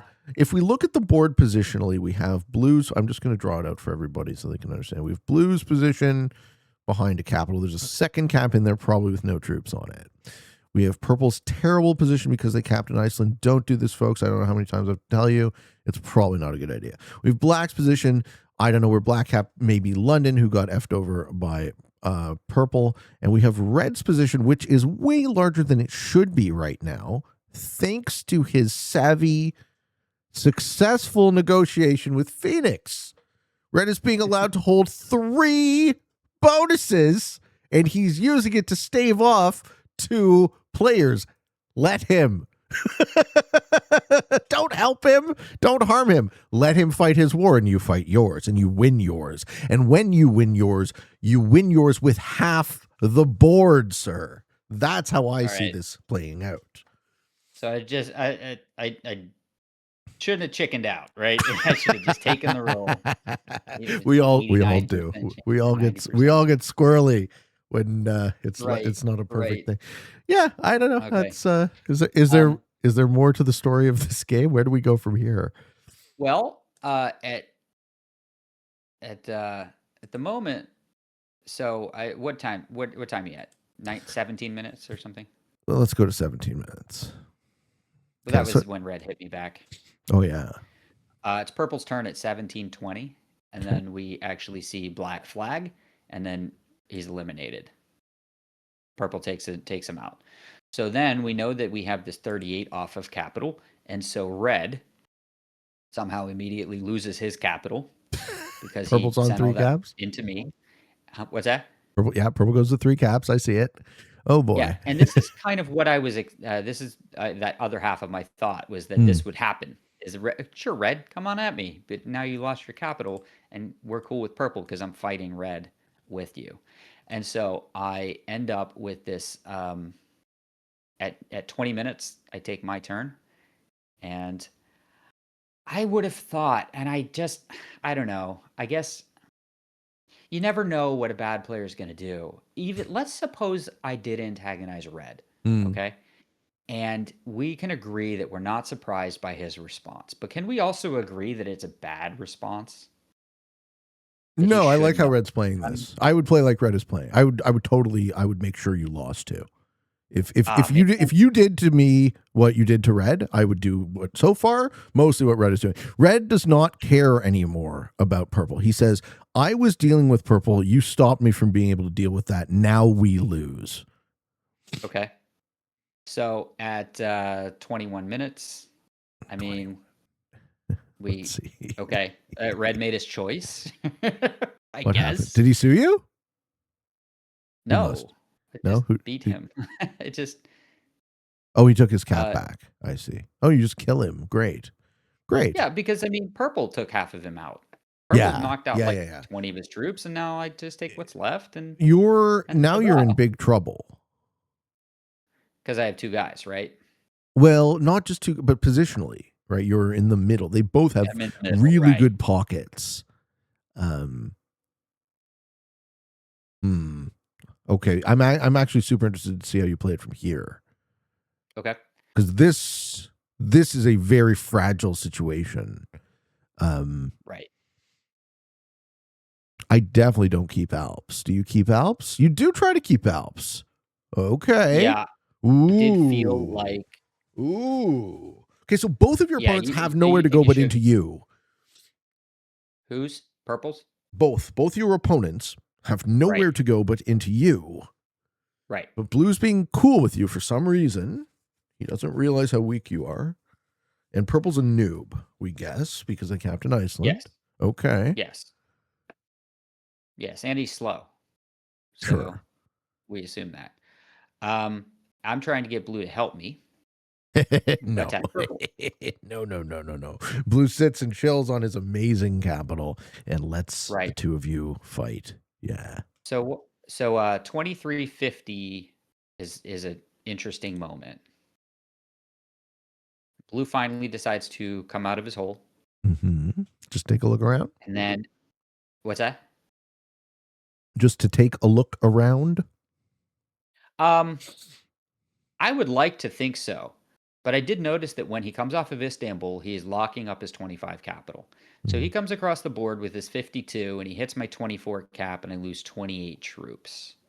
Oh, what a weird And I play. feel Okay. like Blue's I also a don't noob. know what you think of this, but I'm pretty sure caps still don't work. Why did he get a good roll? He lost 24 on a 20 or 28 on a 24. And I'm And like, then he how many leaves should it with nothing on stand it. Come on, man. What are you doing, Blue? Oh, bruh. it? So I take it back and I'm like, well, I'm not taking it back because I want to keep it. I'm taking it back because I need a card and it's there. And why not take it, that. So um purple tries to come back and now he's got an 18 off cap stack and a 17 on his capital. And so I simply take back the capital again with a 16 on it. And I'm like, surely a 16 holds. So at 2553, we see another blue activity, and I don't know what's going on He at this does it point. I don't know again. how to. This is the point of the game where I forget how to play Risk. I don't blame you. This is just so much noobery. Oh my god. Right. Okay. So I mean, from here, I see you look the dumbfounded look on your face. Um, Yeah, it's from like, from how is here, he I know doing this how. with the dice? I don't understand. How do you do that with the dice? He's lost so far. He's hit 40 capital troops and lost like 38. Yeah, I if it was a 40, it would be a different story. Those low numbers are still quite volatile. I would think that, right. I remember doing the math once that a 30 cap is the point where an even roll becomes less than like 0.5% likelihood. Yeah. And it's still not happening. Yeah. I Technically, mean, yeah, even technically he did go negative on those, but like by a yeah, couple. yeah. What's happening to purple? So Purple purple doesn't seem to quits. be doing much of They anything. quit here. Well, now you're lost. Now you're Yeah, lost. You're in a 1v1 but where blue has a well, fundamentally better position. well, I took your advice from a long, long time ago when I had Yes. a gigantic position with 3 caps. It was called Cap Hooray. It was one of my first videos and my first lessons with you.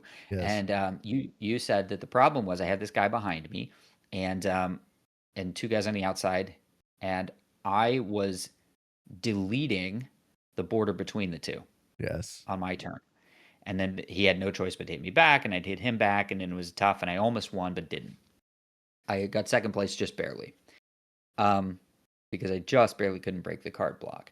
And so what I did in this game is I left the blue Alps cap and the purple 14 cap, and then at 28.55 we see Pete's rule of bordership, noob borders, work out in my favor. Blue just can't help himself. He's got to hit caps. He can't help himself. Exactly. I think He that's sees his cap, he idea. hits cap. I love this guy. This guy's gonna feed you the win. What a dope. He's gonna feed you the purple kill. He's gonna do it. Oh my god, I love this. Okay. Okay, it came back around. It came back around. Mhm. How lucky are It you? sure did. Oh, and purple came back. Okay. So is he gonna Yeah, he feed did. you the purple kill? No. Purple still exists in Iceland, but purple gonna set now and retaliate on blue? You don't have a set on 4, Rav. Exactly. Yeah. So, but are you at where are you at? I'm pushing through. We're on 29 and 50, almost 30 minutes on the clock. Or we'll just set. Yeah. And we're And then of course I do what I do. I finally turn on the master engine, I guess. A little bit. And at 32 on my turn, we see how that plays out for him. Okay, so 32 minutes. And you get a set on 5. Yeah, and I hit the Iceland cap, and I'd like you to take a note of the master dice that I have. Are they bad? Did you get bad dice? Are you trying to kill purple? You are trying to kill purple. Ooh. I don't know that I Sir, kill purple here. sir, trying? You're killing. He's killing. Death. Everyone dies. Oh my god. Yeah, I mean, it would be nice, right? So, Woo-hoo-hoo! That took all your troops, eh? Wow. it took, Oh my yeah, I mean, god. I lost 80 on the 40. If I got 60, I would be like sad, but okay, fair. But So after losing 2 caps like that and then so hitting notably, and then I hitting think Iceland. this is an example of the exact same thing as happened to Red earlier in the game. I think this is your instincts here are reversed. So How's that? okay, so at the beginning of your turn, you have 5 cards, and you have 2 opponents. One of your opponents is nearly unbeatably large, so large that he is smacking caps with abandon and not Yes. really getting punished for it. Your other opponent is on 3 cards and will take, as we see, all of your troops to kill. but he's resisting. Purple is your friend here, and you kill him. Red was your friend earlier. Well, he keeps breaking me and never blue. I don't know He's how friendly that breaking is. everything because he's a noob and he's playing Iceland. He has no theory of mind of you at all. What I'm saying is his existence is friendly to you, not his intention. Actually, that's a really good thing to distinguish between. He doesn't care about you at all. Perhaps he has no theory of mind about you at all, but he does have a vested interest in his own existence, and I would argue his own existence at this point is good for your game.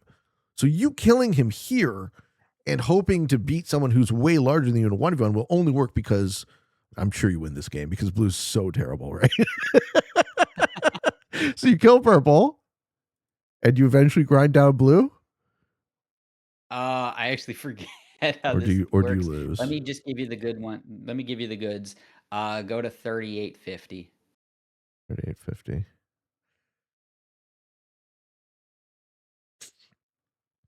I mean, I'm not. 75 set? I know you hate it. I know you hate it, but I love a 1v1. I don't hate it. I don't hate it at all. I don't hate it at all. My favorite part Are you going to cap on this, man? Oh, you can't quite yet, but interesting. You can really. Oh boy. Oh my God. It's so close, right? It's so close. Yeah. Do you lose Romania then? Unfortunately, it's not quite enough. You do lose Romania. Okay. And now he can cap on you.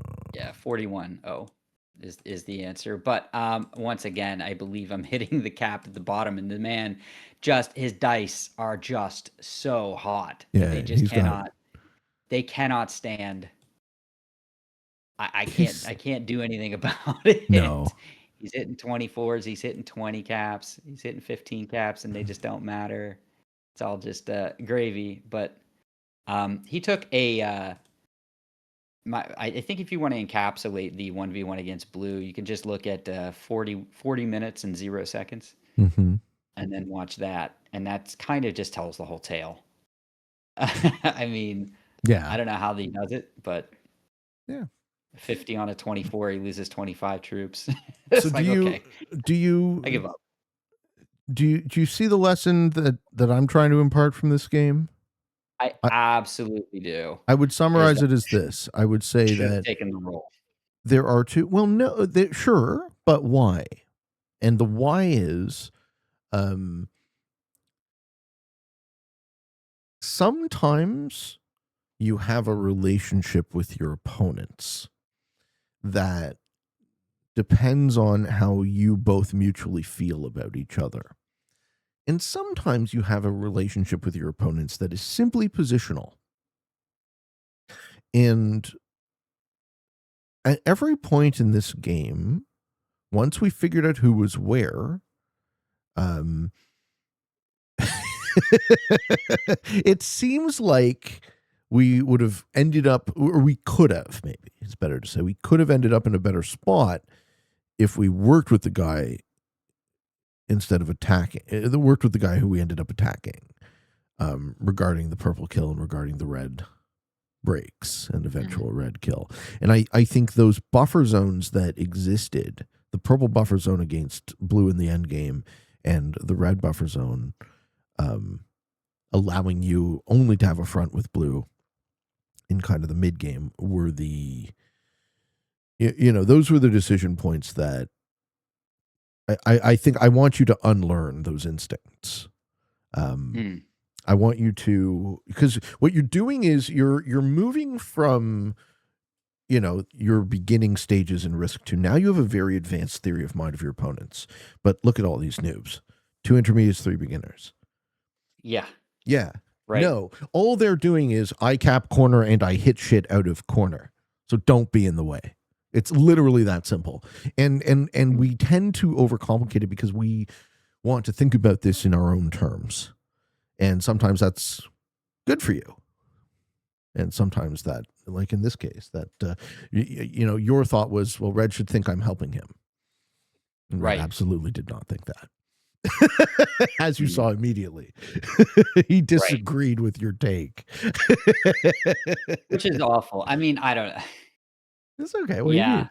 It's, you're I right. think I you need to, played I well guess, given the expect. circumstances. Yeah.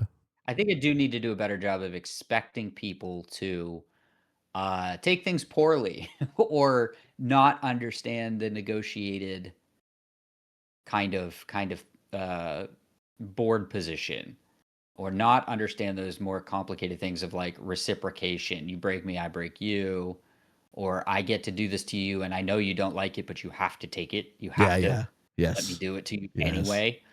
A lot of that is lost on pretty much anybody below intermediate, and I should do a better job of understanding that's exactly how it's going to play out. Red played It's like above not his giving a level. toddler nap time. Like they're going to rage. Even Yeah. there's no reasoning with that. Yes. So maybe I just got to give them the nap time and be like, okay, I'll take the roll against blue. Um, I really wish I would just could have seen or known somehow through the universe. Like, tell me what the dice would have been on that roll, that 90 percenter. Am I winning? Am I losing? I don't know. But I definitely think I've used the lessons that you have taught me about just staying out of the way, getting Mm. small, letting them, being okay with that, not pushing it very quickly. I think I posted a video yesterday, or maybe it was Wednesday. If anybody wants to check that out, Wednesday or Friday, where it was I did that exact thing. I just I'll go small, stay small, let everyone else fight. Um, totally against my instincts. I almost couldn't stand it. I almost didn't want to play it. But we can see what I have a second game for you, which is Hmm. similar in a certain sense. It's called Fighting from the Final Seat, Yeah. where um, we can kind of also see that theme of somebody's fighting me. What do I do about it? And so at a minute, we got our cap choice, and I'm in the final seat in this game. So we see a lot of the caps this time. We see, I think, three, or do we see Pink's capital of four? No, we see three. We know where purple is, we know where black is, we know where orange is, and maybe you want to show the pockets, Sure. as it were, So and tell me what you know. we don't see the magenta cap. No, And we don't. no, we don't. Okay. So first things first So is we it's two have minutes. Sundsvall. We have Denmark, Southern Iceland, Burgundy, Galicia, Sahara, Hungary, and Russia. Okay. So this is more open. Well, not really. So our new corner is extended. Um, like you can almost consider Gascony as a piece of noob corner. And then our one line kind of reverses 2-line normal, 3-line cap by orange. And you got to go dead last. Yeah, your options are tough here too. But I mean, not really. There's only one choice. It's Oh, mediocre, but there's only one choice. So that's okay. Maybe two what choices. is? Maybe two choices. Um, Okay. Huh. I like the three better than the two, but I probably cap the. I wouldn't give you a hard time if you cap the two Which two? in Top Eastern Europe. Yeah, Riga or whatever it is. yeah, yeah. Okay, Baltic, Latvia. Baltic. You cap the three? Okay. So you think but not Sundsvall, right? No, you certainly don't cap Scandinavia. Right. Okay. So Yeah, I took the three. good. Yeah, good choice. It faces more. And now, do I take the +8 or do I take the +4? Yeah, that's a good question. What does Orange do on their first turn would kind of determine how I would play that. Orange takes Africa, right? Yes, The orange bonus they're takes his capped in. bonus at the bottom, I think. Okay. And he sees your cap. I think no. I think Orange, because Orange sees your cap, and because Orange knows that he can break you in a way that you can't break him. I think taking the +4 is not going to work. Okay.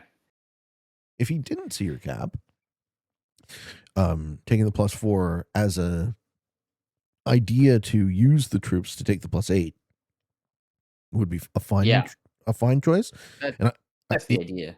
Yeah, and I think that's the difference right there is that orange, because he sees your cap, he's just like, well, I'm just going to keep this guy off my adjacent bonus, and there's nothing you can do about it. Okay, so my ideas were kind of the reverse of that. Yeah. One, if Orange decides he wants to break me, then his cap is locked forever on turn 2. He's already lost. He knows I have a 2 in Syria, so I can pop him Mm-hmm. because he can see it. And most importantly, I call this I don't know. I actually don't have a name for it, but I'm gonna make one up. It's called the rule of somewhere to go. So Orange could start a war against me, Yeah. but does he have any other option? And I'm like, yeah, he can go into Africa. He's an Africa guy. He is Captain Africa. There's nobody to his left. There's nobody to his right, and he's the only girl in town. So he should be going in one of those two directions. If he goes up, he makes his position markedly worse. So So I starting a war, think, let me ask you yeah, this. yeah. If I were orange, would Yes. you break red? Would I break red? So good point. Good point. Yeah, this is actually touching on what we were talking about from the last video. I both think he does it and think it's not the best move. I think both are Mm. true. So what you're doing is you're going too many levels beyond. I think Okay. we got to ask ourselves, what is the likely move and why, Okay. and not try to um treat the guy that will have tempo and then can break you. Does he do it? 8 doesn't do it, does it? Or does he Well, not? his turn is at 5 minutes. Yeah, I'm watching. I'm watching. I want to see what he does. Starts with 9 troops. Takes some more. He doesn't break you. Good. Okay. No. Black And lost then their we capital. Black lost his capital. Oh my Exactly. god! And Black black lost his breaks you. capital. You're collateral damage to black. Oh, that Right. sucks. And so what is black? I mean, when you lose your capital, what's the first thing you do? I don't know. Quit. You break Phoenix.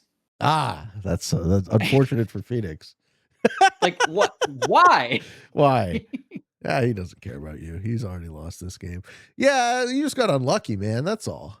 You're unlucky with the Why last does he seat. hit whoever hit him? Maybe he doesn't have troops there anymore. We didn't put troops on his capital. He doesn't have troops near me. He's got ones. Yeah, as I said, collateral damage. He didn't care about you. But Your why does your he have you to know have your one? empathy. This is really interesting, right? The theme I'm getting from talking to you today is your empathy has extended a lot, um, and it's not overtly benefiting you. Do you know what I mean? The difference Yeah, between um, using theory of mind of your opponents to understand and predict them effectively, and um, what you're doing, which is more projection. You're trying to equate their thought processes to your own as you are improving. Um, it's this interesting paradox we have in Risk. As right. we get better, we diverge from the average. Which, why does he keep breaking? This guy's the worst. Oh my god, Black! Come on, You're bro. like, it's so funny. You're like, he breaks me Ugh. on one, and you're like, yeah, well, it happens. And then He's he going out of watches his turn way to two, and he's screw like, you over. wait, and now you're yelling at him. You're getting super. I don't think it's personal. I think you're just getting super unlucky here. Oh, I mean, okay. Do, Or do you think it's personal? I don't think it's personal, but Okay. it's suspicious. You think it's Nothing sets collab? off my alarm bells more than somebody losing their capital turn Agreed. one and then Yes. attacking somebody else. It can be super sus. So I don't know what that's Yeah. about. Yeah. But at For sure. 11 minutes, I get him off my back and he's dead. Good. Go So, away. yay. Uh, and unfortunately, I take his cards. I mean, not unfortunately, it's 3 cards, whatever I Yeah. set, but it's the 4 set, but I use it to take the +8. So like I'm already turn 1, and so now basically a critical moment for lesson here Mm. is I'm at 12 minutes 53 seconds here, and it's Pink's turn. Looking at my position, I'm not sure what to do here Okay. Because you don't really have a because good card that doesn't piss someone off. right, Yeah. right. And then, but thankfully, it doesn't much matter because pink makes that decision for me. Yeah. He says, I'm not going to let you hold anything, Phoenix. Right. Sure.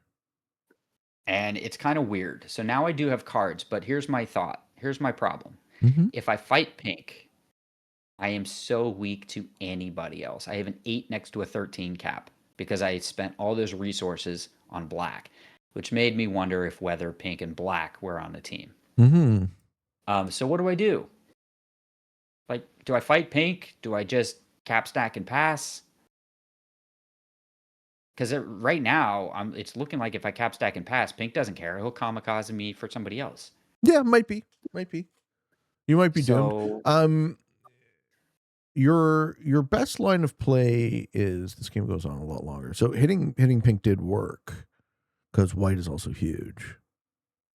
right. So, Good. but is that the right play, or should I be afraid of white being huge? I mean, you're in lose-lose. Nothing you do matters. If you don't hit pink, he's huge and he might hit you. If you do hit pink, then you're weak and he might hit you. So I would lean the opposite to what you did. I would have broken Russia for sure, but I would have just tried Yeah. to keep the maximum amount of troops on my capital. But the fact that this game goes for any amount of time is a miracle. I'm so surprised that you don't just die here. Well, I mean, basically, we continue to trade shots, and once again, I'm using that theme that I talked about in the last game, like with red beating red. Um, I didn't really beat red; purple did, right? Hmm. And I cleaned up, I mopped up, and I didn't beat black; I just mopped up here. So the idea is, if I continue to break pink, that it'll give white time, because pink is behind white, Hmm. and white doesn't like that. And so Yeah. far, white has not done anything to Yeah, and me. pink's only hitting you. They're not dealing with white. Right. So I got Yeah. to help out. I got to help white. I got to basically sit and wait for white to finish off pink. Sure. Where's purple? Oh boy, where is purple? Yeah. Purple is in Spain.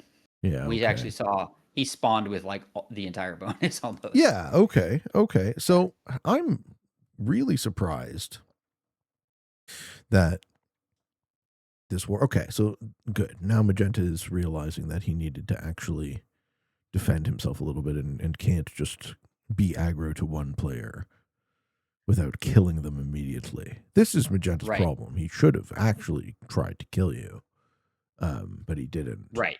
He just But pissed he's you not good, off. right? Yeah, he just made you Yeah. upset. So a very important thing happens at 1815. Okay. 1815 is we see. So I have to. So pink has hit me once again, obviously. And I've gotten the impression that he's attacking not just me, but he's attacking a lot of people. And so we hit orange in Greece, and what do we Yes. see? You see the purple stole orange's capital. Yeah. So orange is in trouble, and purple's getting 14, which is not a whole lot. So how is it possible that purple's getting has Spain, has West Africa, has the bottom pocket, took orange's cap, and also I was only getting 14. Oh, The only so thing that can happen there is somebody hit him in Spain. is that what you Presumably think happened? white. That white hit purple? It's got to be because white's getting like a monster amount. Purple has migrated capitals to his detriment, Ah, that's a good right? Because he read. only had 4 on his capital, which is exactly what would have happened if I had taken that role in the last game. Okay. Um, White so kills orange now. Oh boy. And you don't have a set on 4? Oh my god. How does white lose this yeah, game? the fun thing about Risk is, unlike chess, is it's never exactly clear if I suck or the game does. Like, It's possible both are true. it could be.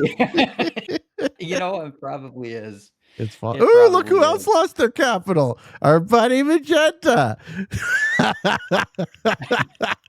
You're one of the halves in this game because you actually have a capital. That's wild. That's right. So Yeah. white has 4 out of 6, right? Yeah. And then Magenta's the getting fun his thing, the fun comeuppance. happens.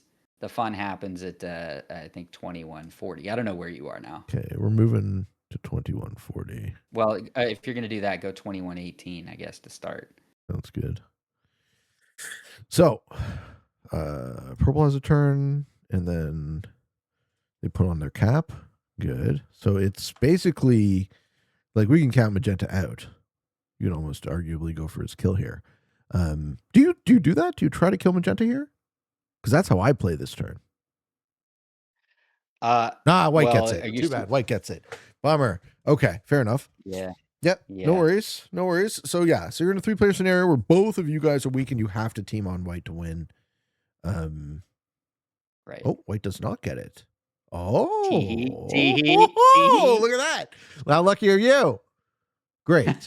You're still weak, but you're stronger now for having an. Yeah, he bots out like a baby. But that means you don't get the extra card, or does the bot take a card? Neutral bot. Oh, you needed that extra card so bad. I know. This is why I play automated What does right that there. mean? This exact reason. Yeah. Yeah.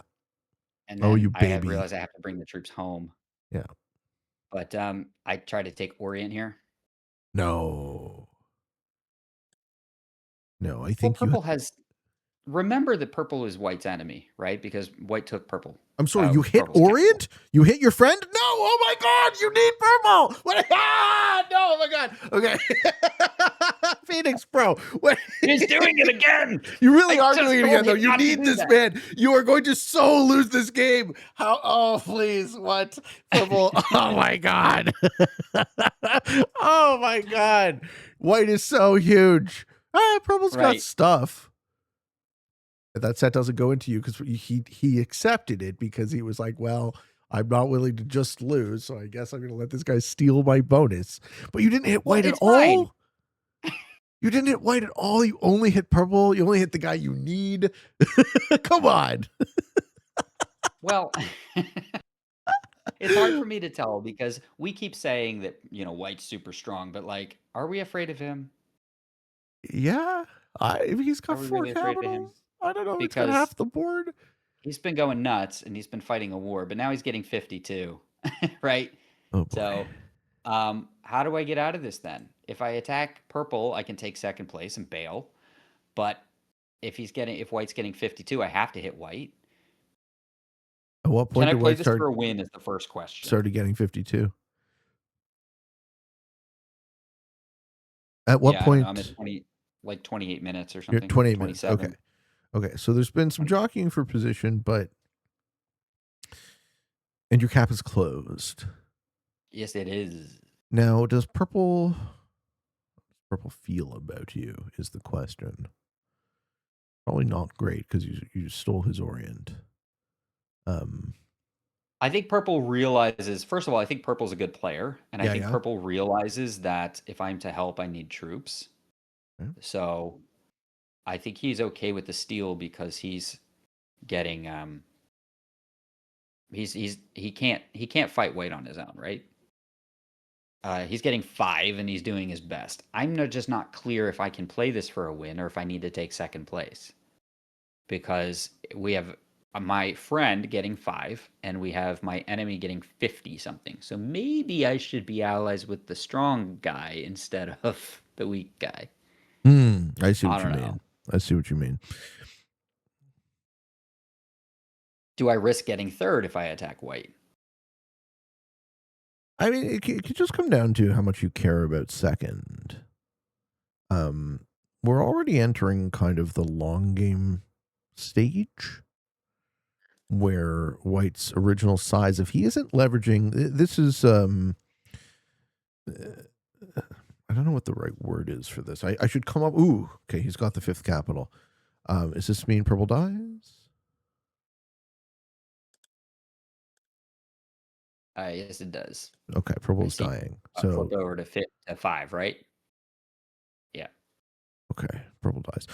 Now we're at second, and he's gonna and he sets from that too. That's right. I was literally about to say that when players are that large and they don't use their opportunity to kill one of their 2 opponents in the 3-player, that's how they lose. But now they did it. They did exactly the thing that they should have done. So white should win this game. Right. Yeah. But here. there's still like 25 minutes left. So indeed, there's more game to play. It's like that Sonic meme, that Sonic the Hedgehog meme. How am I not dead? I Sure. don't know. Yeah. But I guess I just break everything he's got. Cool. So And he doesn't um have any troops on any of the other caps? he's got the 83 and the 58 in the middle of the board, and then You run he around the does outside. have he what? And then you run around the outside. Right. Nice.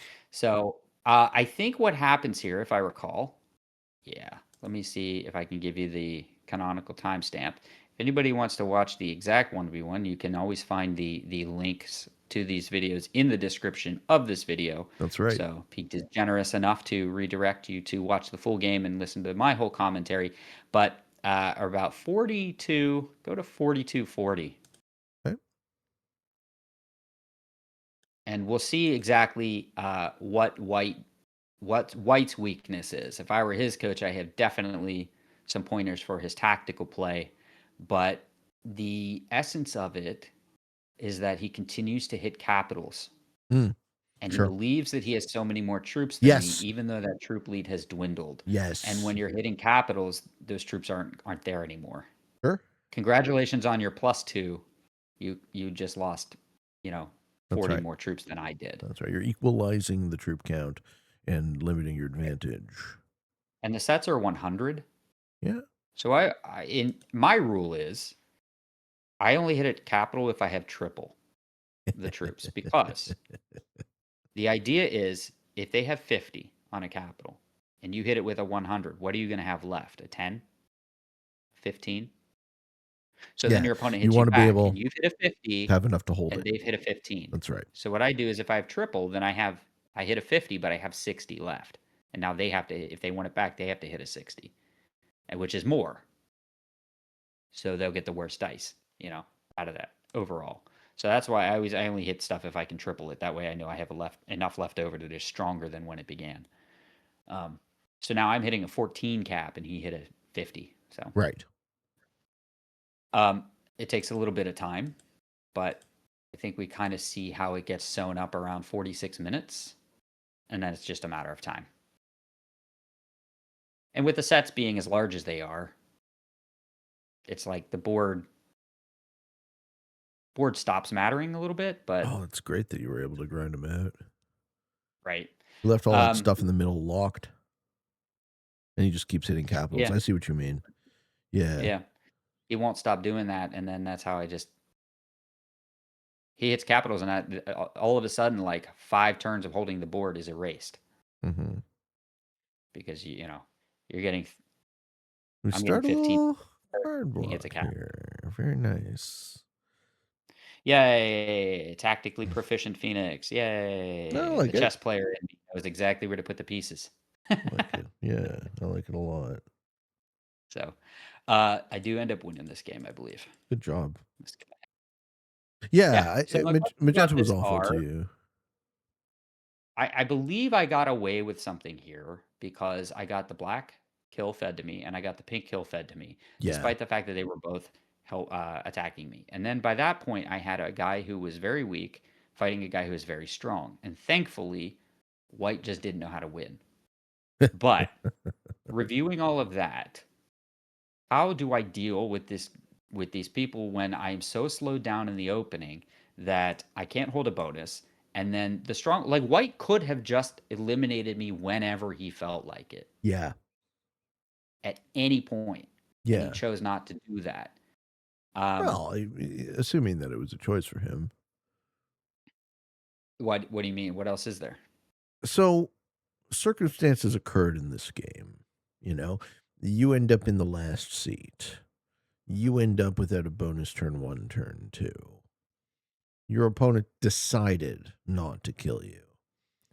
Mm-hmm. At every point, every player was making what they felt was the right decision. But only in retrospect can we know that to be true or false. So what your opponents know, what they think, and what they're going to do can all be the same, can all be different, depending. Um, you successfully were able to read the situation that I'm going to let Magenta not get away with smacking me, which is, Mm-hmm. I would say, less of a calculated move and more of an emotional play. Hmm. But Well, it I think the worked. calculation was that he's dumping all of his troops onto me, so there's nothing on his cap, and White wants it. Yeah, and then White eventually gets it, and then his attention Right. switches to not you, and then he dies like he died, um, Right. which was good, which worked. Ooh, he just stepped off. He just stepped off. He's going to give you the win. True gentleman. Oh no, no, no! Do you get the double tap? Get out of here! You almost did. That's It great. doesn't matter. I Yeah, have 100. yeah. You have a So huge I actually advantage. forwarded a lot to the front cap just to show him. Of course, you At the don't very want final moment, I showed him all my troops, so I was like, "Yeah, good luck." to. Right on, man. But Yeah, I yeah, think you that would be you nice. made some decisions this game that I would have you made a lot of decisions actually that I would have done kind of the opposite. I don't think I would have gone as hard on magenta. I don't think I would have I mean I certainly wouldn't have attacked purple and taken their orient. Yeah, I have no Um idea why I did that. That seems like something I should not have done, but I I don't don't even know. think I go for that +4 turn one. So it worked. Mm, You know, what else can we really say? The proof of the pudding is in the tasting, and this time around, you had some luck elements go against you, but the ultimate one, orange was an expert, eh? What was black? Do we show black's rank? probably. Sure I Okay. do. Let's see. Oh, I missed it? You can't see my screen. Yeah, he's intermediate. Intermediate beginner. Yeah. Okay. Sure. Yeah. If I'm White. gonna make Grandmaster, I cannot continue to drop points to beginners. So I need some homework. And so what I'm gonna do is I'm gonna play in whatever style you tell me to this week. And Hmm. the videos I post this week will try to be around that theme to the extent that it is possible that I can do that. So what do I need to work on? And then I will make sure that I comment on that and say, Pete told me to do this. Yeah. Okay. So when I say playing tight, what do you think that means? Playing tight. Probably moving slow, banking troops. Like take once you have like one or two bonuses, you just chill. You hit maybe I hit a bot stack 5 instead of hitting a player's 3, Tight play something like doesn't that. Keep necessarily it mean tight, be keep it small. passive, but it means that be extremely intentional with your plays. So if you're going to be aggressive, be fully aggressive. Like what you did in the previous game when you broke red to quote help him by creating a Mhm. front with purple. Mhm. That is a kind of wishy-washy um, soft move. I like to wait, time it out, and really either keep my if I'm losing, if I'm getting pressured hard, you want to really keep as many troops on your capital as possible, um, and then let the wars exist in the other parts of the board. Could end up that you play for hours though. Right. So there is that's the tension is if your true concern is ranking up, then you actually have to play a much more boring game a lot of the time. Um, but Yeah, if your true right. concern I is don't making know a that that is show, my intention anymore for that reason. that's But right. we'll see. That's right. I'll And see. Maybe I'll just take them I as I think get them. getting seconds is fine if it's the difference between a game that goes 3 hours and a game that goes 30 minutes. Oh yeah. Because Right. even consider the fact that I can get more first places if I play 30 seconds. Like take like if I play a 30-minute game Yep. and take second, I can play another 30-minute game and win instead of a single win over 3 hours. I know what the homework is. The homework is this. We'll Okay. do some empathy training. Um, I want you to keep track of and predict what your immediate adjacent neighbors, what you think they want, and what you predict they'll do. And I want you to get a sense of how often you're right, and Okay. track that and figure out, if you're wrong, why? What might you have missed? That's kind of Okay. the way I would approach this. Um, Nice. I because can definitely do that. Orange didn't break you turn one like I thought they might. Now they're an expert. Did they not do it? I actually think there's this it's like there's like a normal distribution there. I think a beginner does it because they can. I think an Right. expert I does it agree. because they're trying to form a relationship with you. And I think a GM Right. does it because you can't. Right? Because Mm. they're gonna do it and they're not gonna be punished for it. And not Right. letting you be strong might be, and that's, that always depends on who do you want to be friends with, who do you want to be enemies with, and different people have different ideas, and you don't know what they see, you don't know what they know. I have found where I'm at in my game is I'm really getting a lot out of um, predicting very well positionally what's going to happen or what is happening. The better you can view the board, the better you can have like a Right. perfect vision through the fog. You can then, like, what's likely? Is the noob in Iceland going to be aggro and push out on their two fronts? Are they holding on one front with an off cap stack? Probably. And that off cap stack's probably London. Right. Right. Uh-huh. Yeah, stuff like Mm. that. Okay. When you I see them got it. moving All and right. attacking not you, you have a fairly high confidence guess where they're attacking. Great. Great Yes, thoughts. that Okay, I'm stuff. writing that down. I'm Good. going to call that out in this week's videos, and everybody watching this can come on down to Phoenix Plays a Game and see if I am right, and then you can report back to teacher whether I did my homework or not, okay? I betcha. I bet you All you're right, very I good got to at get this. on with my Saturday. Yeah, man. Enjoy. Thank you for Been the a chat. pleasure. It's been nice to reconnect. Hope your chess turns out well, I'll and I try. hope you start reaching for the back rank and get those pieces up first. I'll try reaching more. Yeah. Okay. Take care, man. Have a good day.